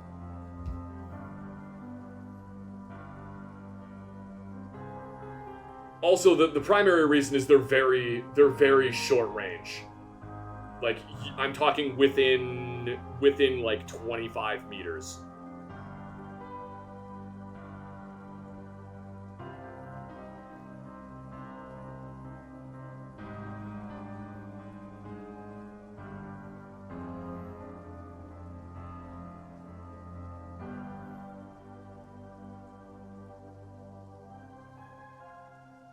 And like, you can get a 45 caliber handgun and put a suppressor on it, and you'll be good for like 100 meters. So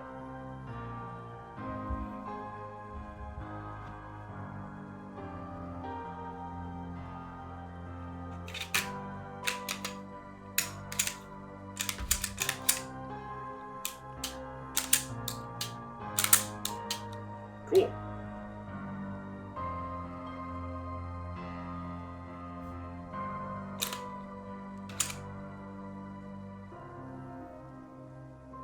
Yeah, cleaned up pretty well.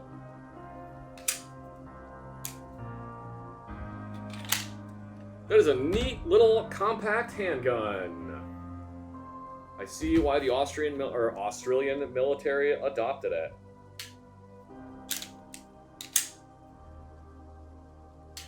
Much quicker to clean this one. This one was not nearly as dirty, to be completely honest. It was, this one was a lot cleaner.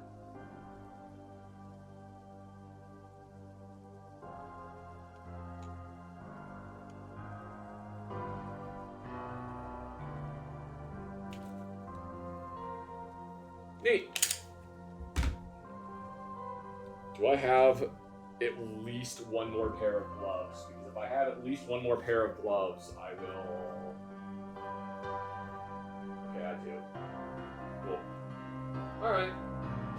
I'm gonna take these ones off because, again, look how sweaty my hands get. Ridiculous. They're all pruny! I'm gonna need to buy more gloves soon. Ah.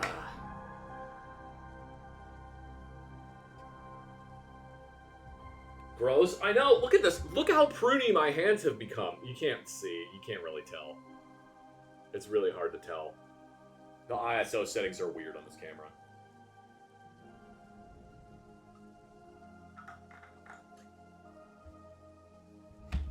Pruny fingers! Got hands so clammy I could make chowder with them.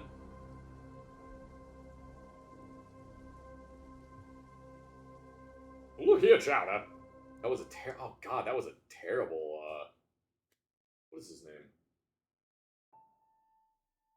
I can't remember what his name is. Damn. No. Oh. Red.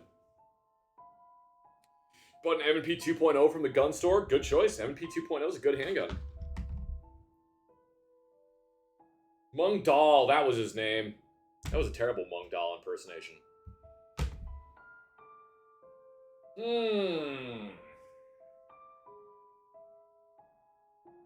I'm gonna throw the... Okay. I'm gonna throw the gloves into the box. It will be thrown away when I'm done.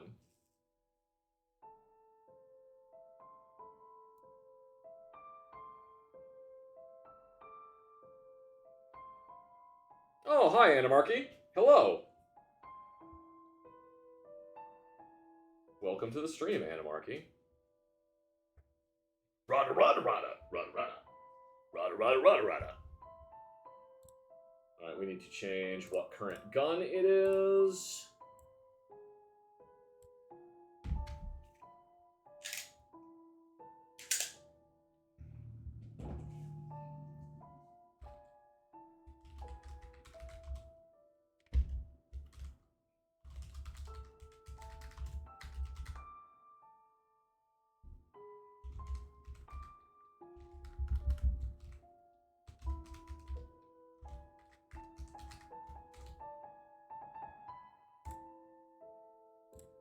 Wonderful. Okay. Next pistol.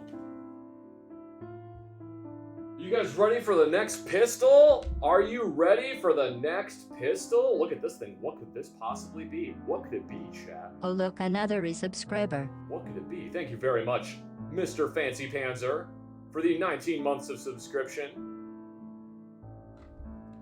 Oh, you know, why don't I just...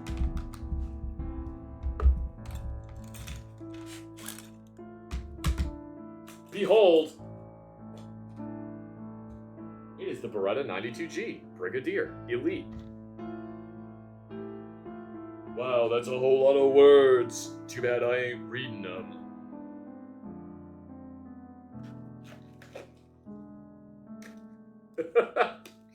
Just made me think of I got a peer-reviewed study right here that says that, oh, hang on. It says you're a pussy.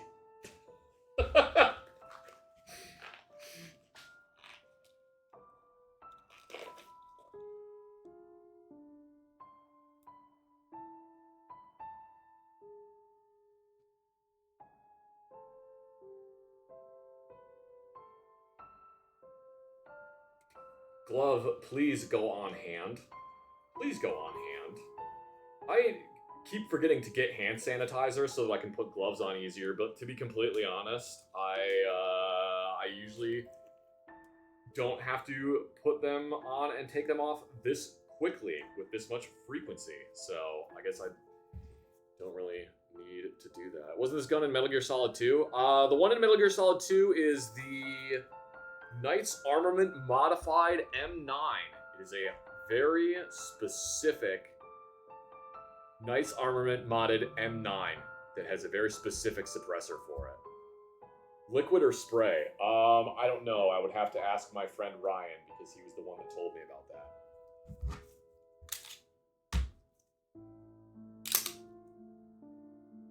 Alright. This one is probably going to be a pretty quick cleaning as well because I didn't shoot it a lot, so it should be alright.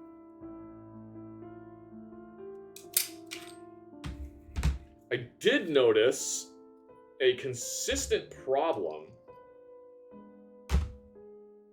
while I was shooting this gun that I thought was interesting. That on the... when there were like 3 rounds left, the slide would lock open. And I don't know why it was doing that. I feel like it was this magazine. I feel like there was something about this magazine that was making it do it. Am I planning on getting the wood grips? I would like to. They are currently out of stock. And I don't know. I'm signed up to get more when they become available again. But I do have something that I can show you guys when we get ready to put the gun back together.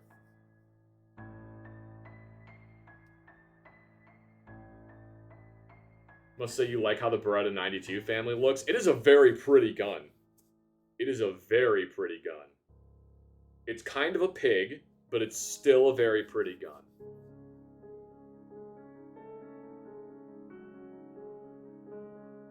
When I say kind of a pig, I mean it's chunky. It's a big handgun. Like, this has got a really big grip on it. This is quite wide back there.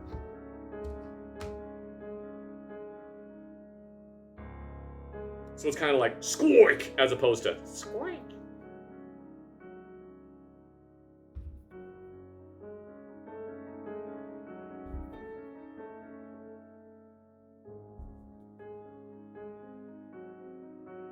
Like big handgun, so I'm just selling you on it. Well, there you go. Love the Beretta 92. It's a great handgun.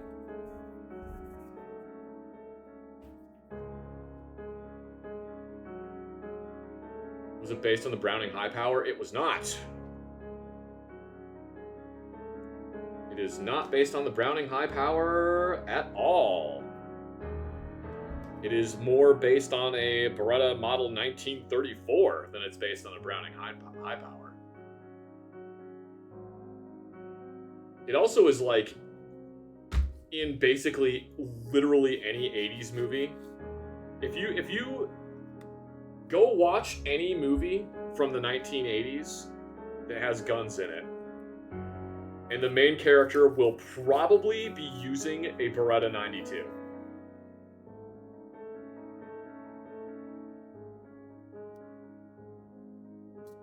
But yeah, basically any movie from the 1980s.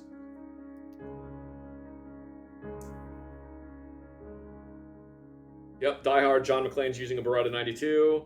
Lethal Weapon, Riggs is using a Beretta 92. Fun fact about that specific Beretta 92. The Beretta 92 that is in Die Hard... I want to say 1... No, it's the Beretta 92 that is in Die Hard 2 and 3 is the same Beretta 92 that Riggs uses in Lethal Weapon 1 and 2. It's the same handgun. Because I think they were both done by the same movie armament service.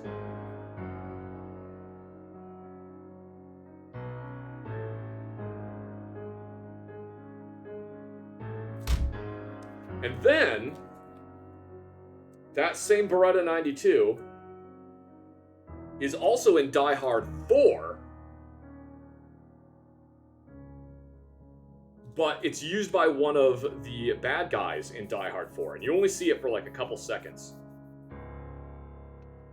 And it is the same Beretta 92. The unit, or not the unit armor, but the film armor confirmed that it was the same Beretta 92 that was in Die Hard 2 and 3. And I like to think that when you watch Die Hard 3, when they're trying to, where is it? They're on the boat at the end of Die Hard 3, and John McClane is fighting the big dude in the bottom of the boat, right? And he loses his Beretta, and it's on the boat, and then the boat like blows up later.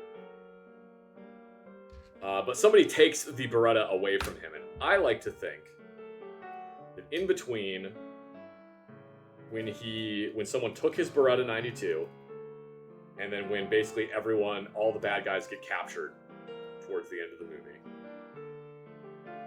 that one of them either escaped or the gun got put into an evidence locker or whatever, and then later another one of the criminals found it, and the gun is just trying to make its way back to John McClane. And I think the guy that has the Beretta 92,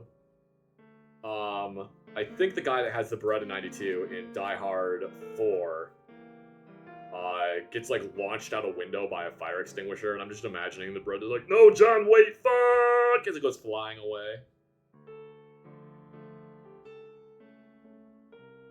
Because he doesn't like pick it up or anything. It's not on screen for very long. A lot of MP5 you notice in the first Die Hard. I think in the first Die Hard, all of the MP5s are actually HK94s. Oh look, another resubscriber. 94? I think it's 94. Thank you very much, Padre Reed, for the 4 months of subscription. I really appreciate it. Is it HK94?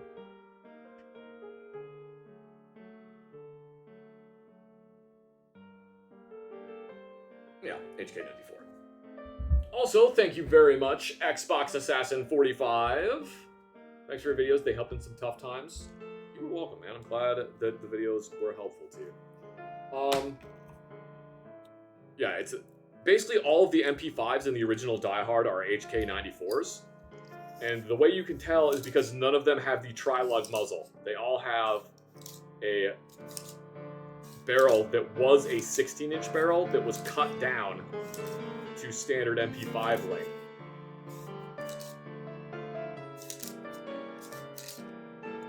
Seems like it's a little loud.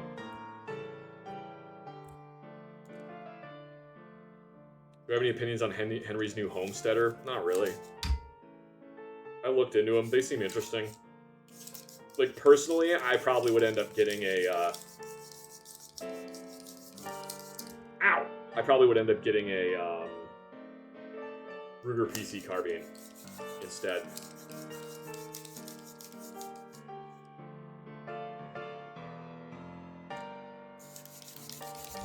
I just like the Ruger PC carbine better.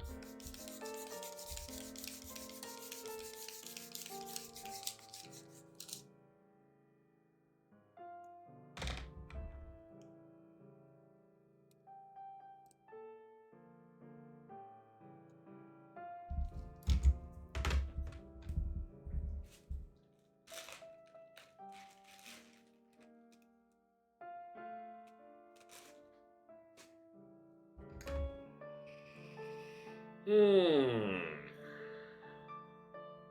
Oop.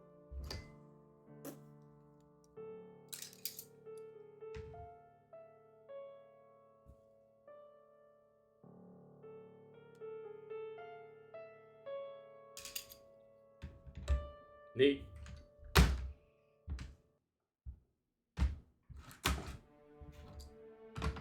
Ah, locking block fell out. That's a bad locking block. You stay in there.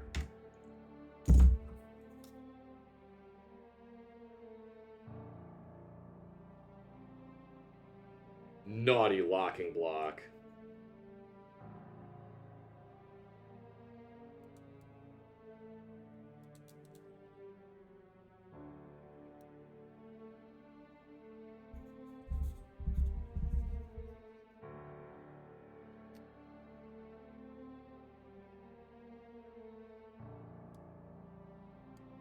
Oh, you know what's funny about this Beretta? The serial number ends in 7734, which if you type that into a calculator, it spell and then turn the calculator upside down, it spells hell. I think that's neat. I like it when guns have fun serial numbers. It makes me happy.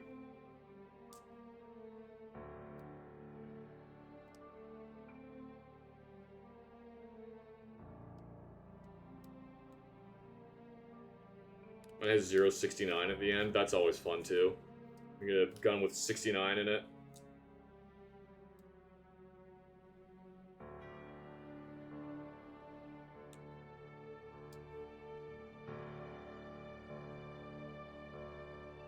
Do I have a particularly fun number?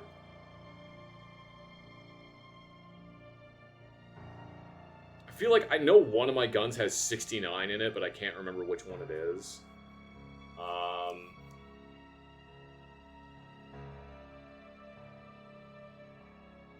I don't know if I really have anything that's got like a really cool, fun serial number. My M17 is 122212, which is fun. I think that one's neat. But it's not like super cool though, you know.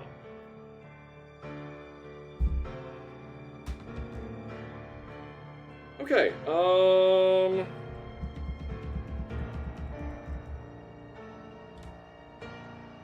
will there be more gun rant videos with Mike? Yeah, there's gonna be more gun Someone rant is videos with reading Mike you. soon. I think I'll just go and arm the turrets and neurotoxin. Thank you very much for the raid, Maeve the Possum. Oh look, another Welcome to the subscriber. stream. Hello. Welcome to the stream, Maeve. What were you guys getting up to?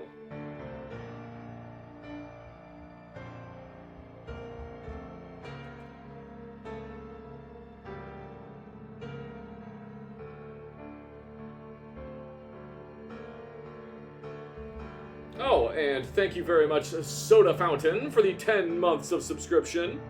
Goodness. So many months. That's good.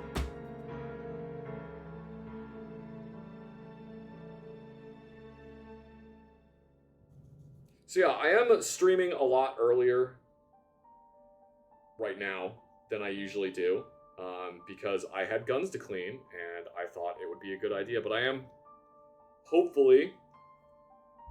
planning on streaming this evening, more at the usual time. I'm not sure exactly what game I will be playing yet. Dave was playing Hunt Showdown. Well, that's kind of cool. I want to like that game, but man, I am really, really, really bad at it. I don't really like playing games against people. It's very... I get really mad very easily.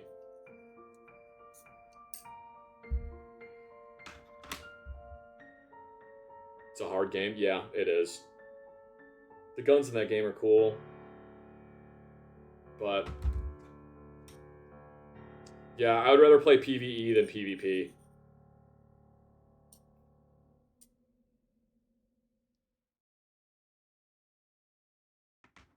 Should you buy a Gewehr 88 for 350 or an Argentine Mauser for 300? I would buy the Gewehr 88, but that's personal opinion.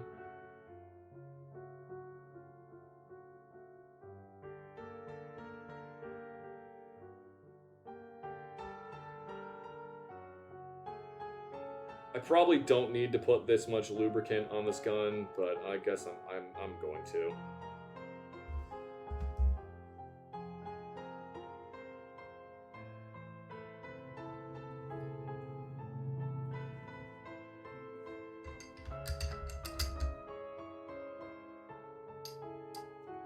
Neat.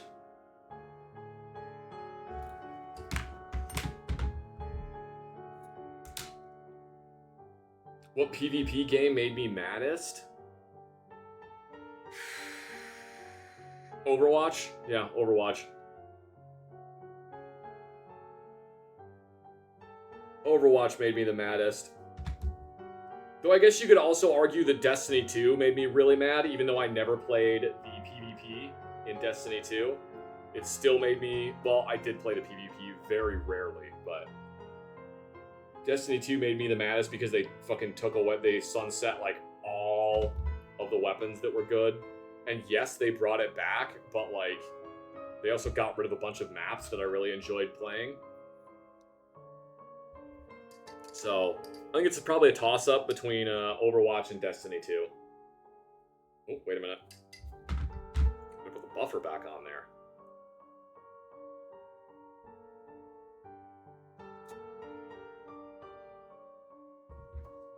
Roommate broke multiple controllers over PvP? Yeah.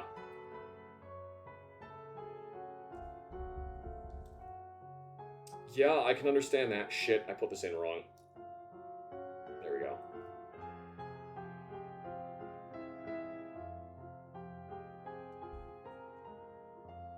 This song reminds me of the intro song to Resident Evil Outbreak. Weird.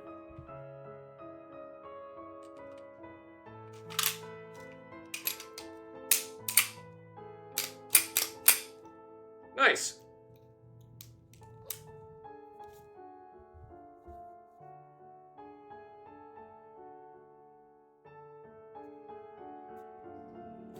Miss old Overwatch, all Diva matches. Yeah, I miss playing old Overwatch.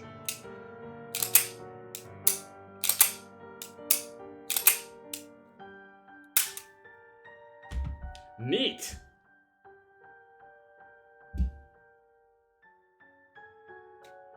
And I think that is pretty much good. I shouldn't need to use these gloves anymore.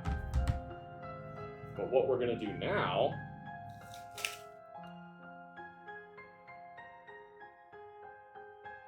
every single time he would bang it once with the exact same amount of force, he was regulating salt. Good lord. What we're gonna do now is I will show you the thing.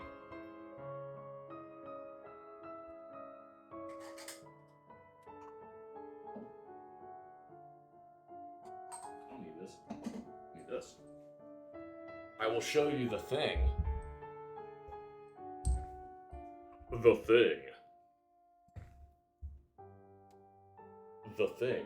You guys ready? Are you ready to see the thing? Are you ready to see the thing? I don't think you're ready for Paschetti, chat.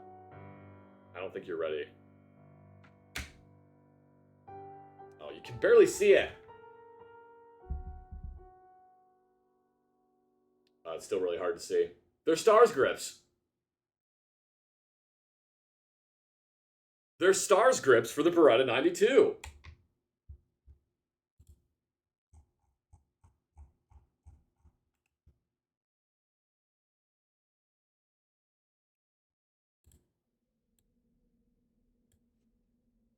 I know, it's exciting. It's very exciting. Very, very exciting. I am slightly disappointed because I thought that they were going to come with the... Can you focus down here, please? Can you focus down here? I thought they were going to come with the Allen head, or the Allen screw grips. Grips? I thought they were going to come with the Allen screws. They didn't come with any screws, so I gotta continue using these until I can get some Get some better ones.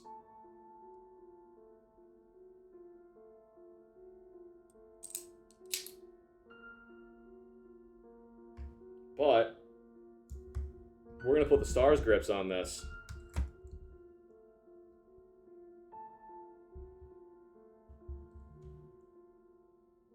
Ooh. It's so neat, the word lost for words. I do have, so these would, the closest thing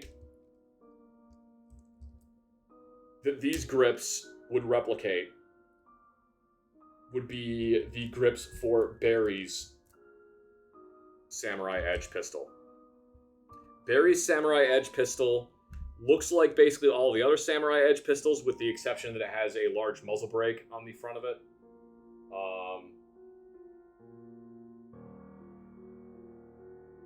Has a large muzzle brake on the front of it, and oh, that looks cool. And it is also in 40 Smith & Wesson. Every other Samurai Edge is in 9mm, but Barry's is in 40. This one is not in 40, this one is in 9mm. And also his grips have a red medallion in them as opposed to a black medallion. So I guess currently it's not a clone of a specific Samurai Edge gun. The other thing that the Stars grips have that these ones specifically don't have. So the actual like Samurai Edge has wood grips that come down to about here and add a magazine well.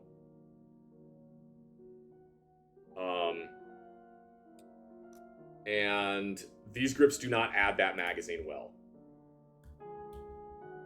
Thought Barry had the Python. Barry does have a Python, but Barry also has a specific variant of the Samurai Edge because he did help design it.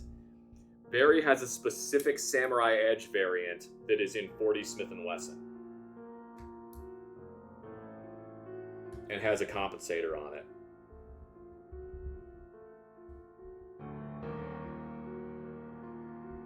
And his grips have a red medallion on there.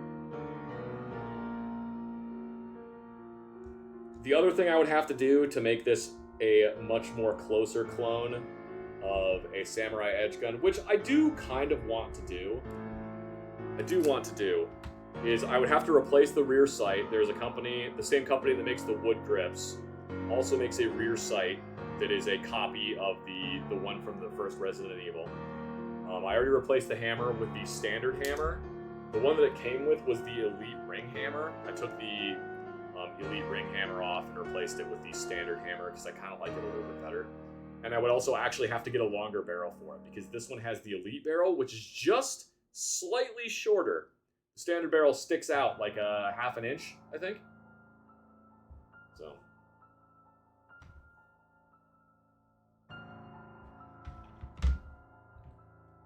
Also, I might have to get it like engraved with, you know, like stars on there. I don't want to do that.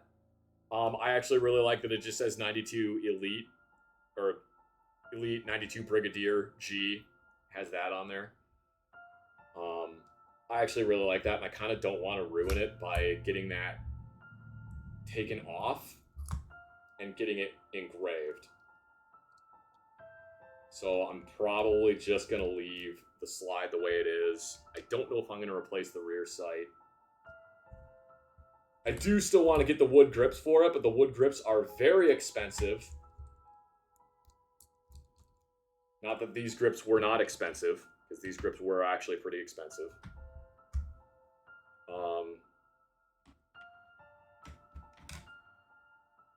But I do want to get the wood grips for it, just because they add a magazine well, which is kind of neat. Alternatively, I could just put a magazine well on the gun. Or, if I want to be real cool guy, I could be like, no, this is my own custom Samurai Edge.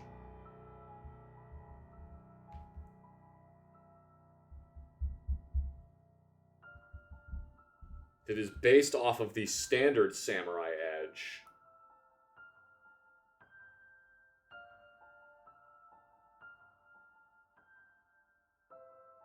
Playing some Hunt Showdown, a nice Beretta. It's got a steep learning curve. XD, the guns are so cool and gameplay's good. Also, I'm sorry I had to wait for the time. Oh, I'm sorry. I didn't turn off the follower timer.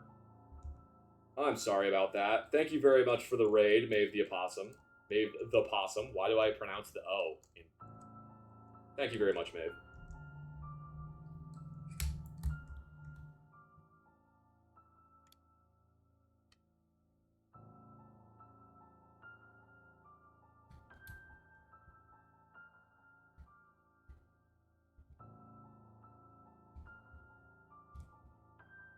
So I guess technically, so I was thinking about replacing these screws, but I guess technically if I really wanted to be clone correct, I would have to leave these screws in there because they didn't have the hex head screws in 1988. Or maybe they did, but they didn't on the Stars model anyway.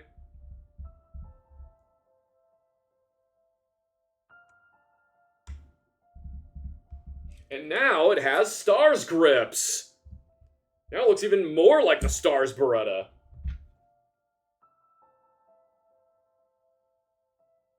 Damn, that looks cool as hell. That looks sick.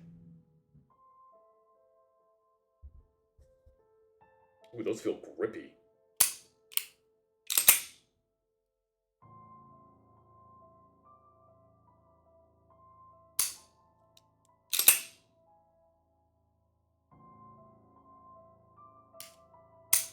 Yeah, those feel really good. I mean, they're G10, so they better feel really good. They definitely feel grippier than the plastic grips I had.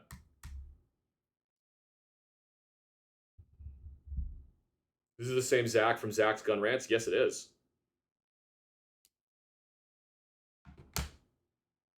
The music has stopped because YouTube is currently crashing, apparently. Alright. Fixed it. Soiled it! Soiled it! Soiled it! Okay, so these will have to go into the case.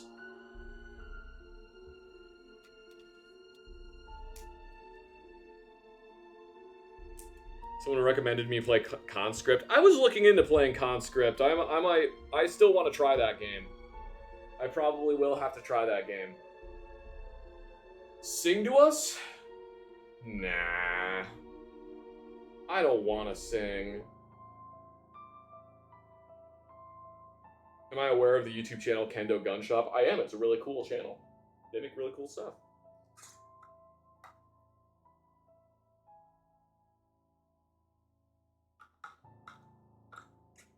You had a 92, but your ex kept it? What kind of sick person takes the Beretta? I mean, I'm not saying that I would have tried to keep the Beretta. I would have tried to keep the Beretta, that's what I'm saying.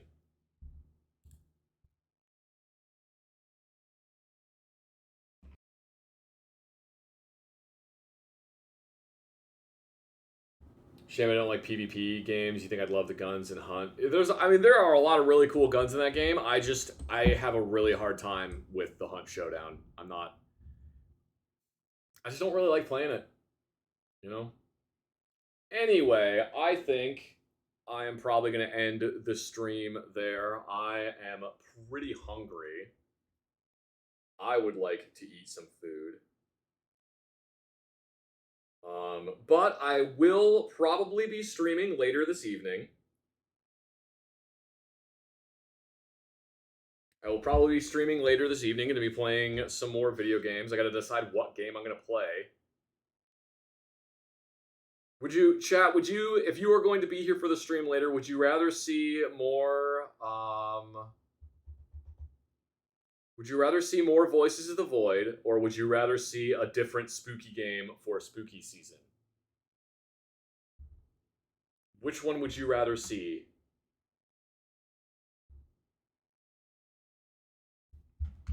I could probably put some stuff away while I'm talking to you guys. We'll leave the Beretta there. Vampire Mansion again? I don't know if I can get away with more Vampire Mansion again. They've updated that game like 3 more times. too. It's ridiculous how much they've actually updated that game. They have done a bunch of updates to it. They've also come out with like 3 more games since that game came out. It's hilarious. That game Oh, is look, like another the resubscriber. definition of a guilty pleasure to me. I don't know why I enjoy that game so much. Well, I know why I enjoy that game so much, but it's actually kind of fun. Thank you very much for the subscription, 2020 Communism. The 36 months of subscription. I really appreciate it. Thank you so much.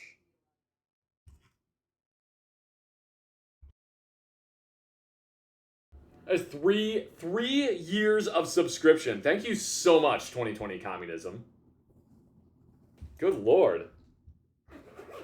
That is a lot. Thank you again. Anyway, put this in here. Our subscription.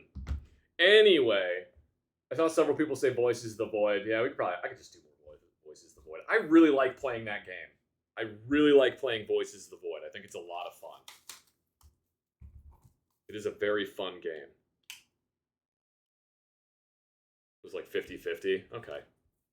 Want to hear me scream Alien Isolation? I don't really, like, get scared at games. Though. You know? I mean, I do at Voices of the Void periodically. If I play VOTV, you probably will hear me scream. At some point. Anyway.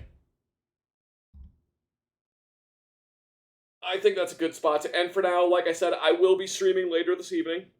Or at least I'm going to try to. At least I'm going to try to stream later this evening. So thank you all so much. Thank you all so much for being here. I forget that I moved my microphone to the other side of my desk, so I keep facing the wrong way. Thank you all so much for being here. And thank you so much to anyone who subscribed or gifted subscriptions or donated. I really appreciate it. You guys doing that enables me to continue doing goofy stuff like this. And I hope you enjoyed watching. And I will see you guys probably later this evening. All right. Goodbye, everyone. Goodbye. Goodbye. Goodbye. Goodbye. Goodbye. Goodbye. Goodbye. Goodbye.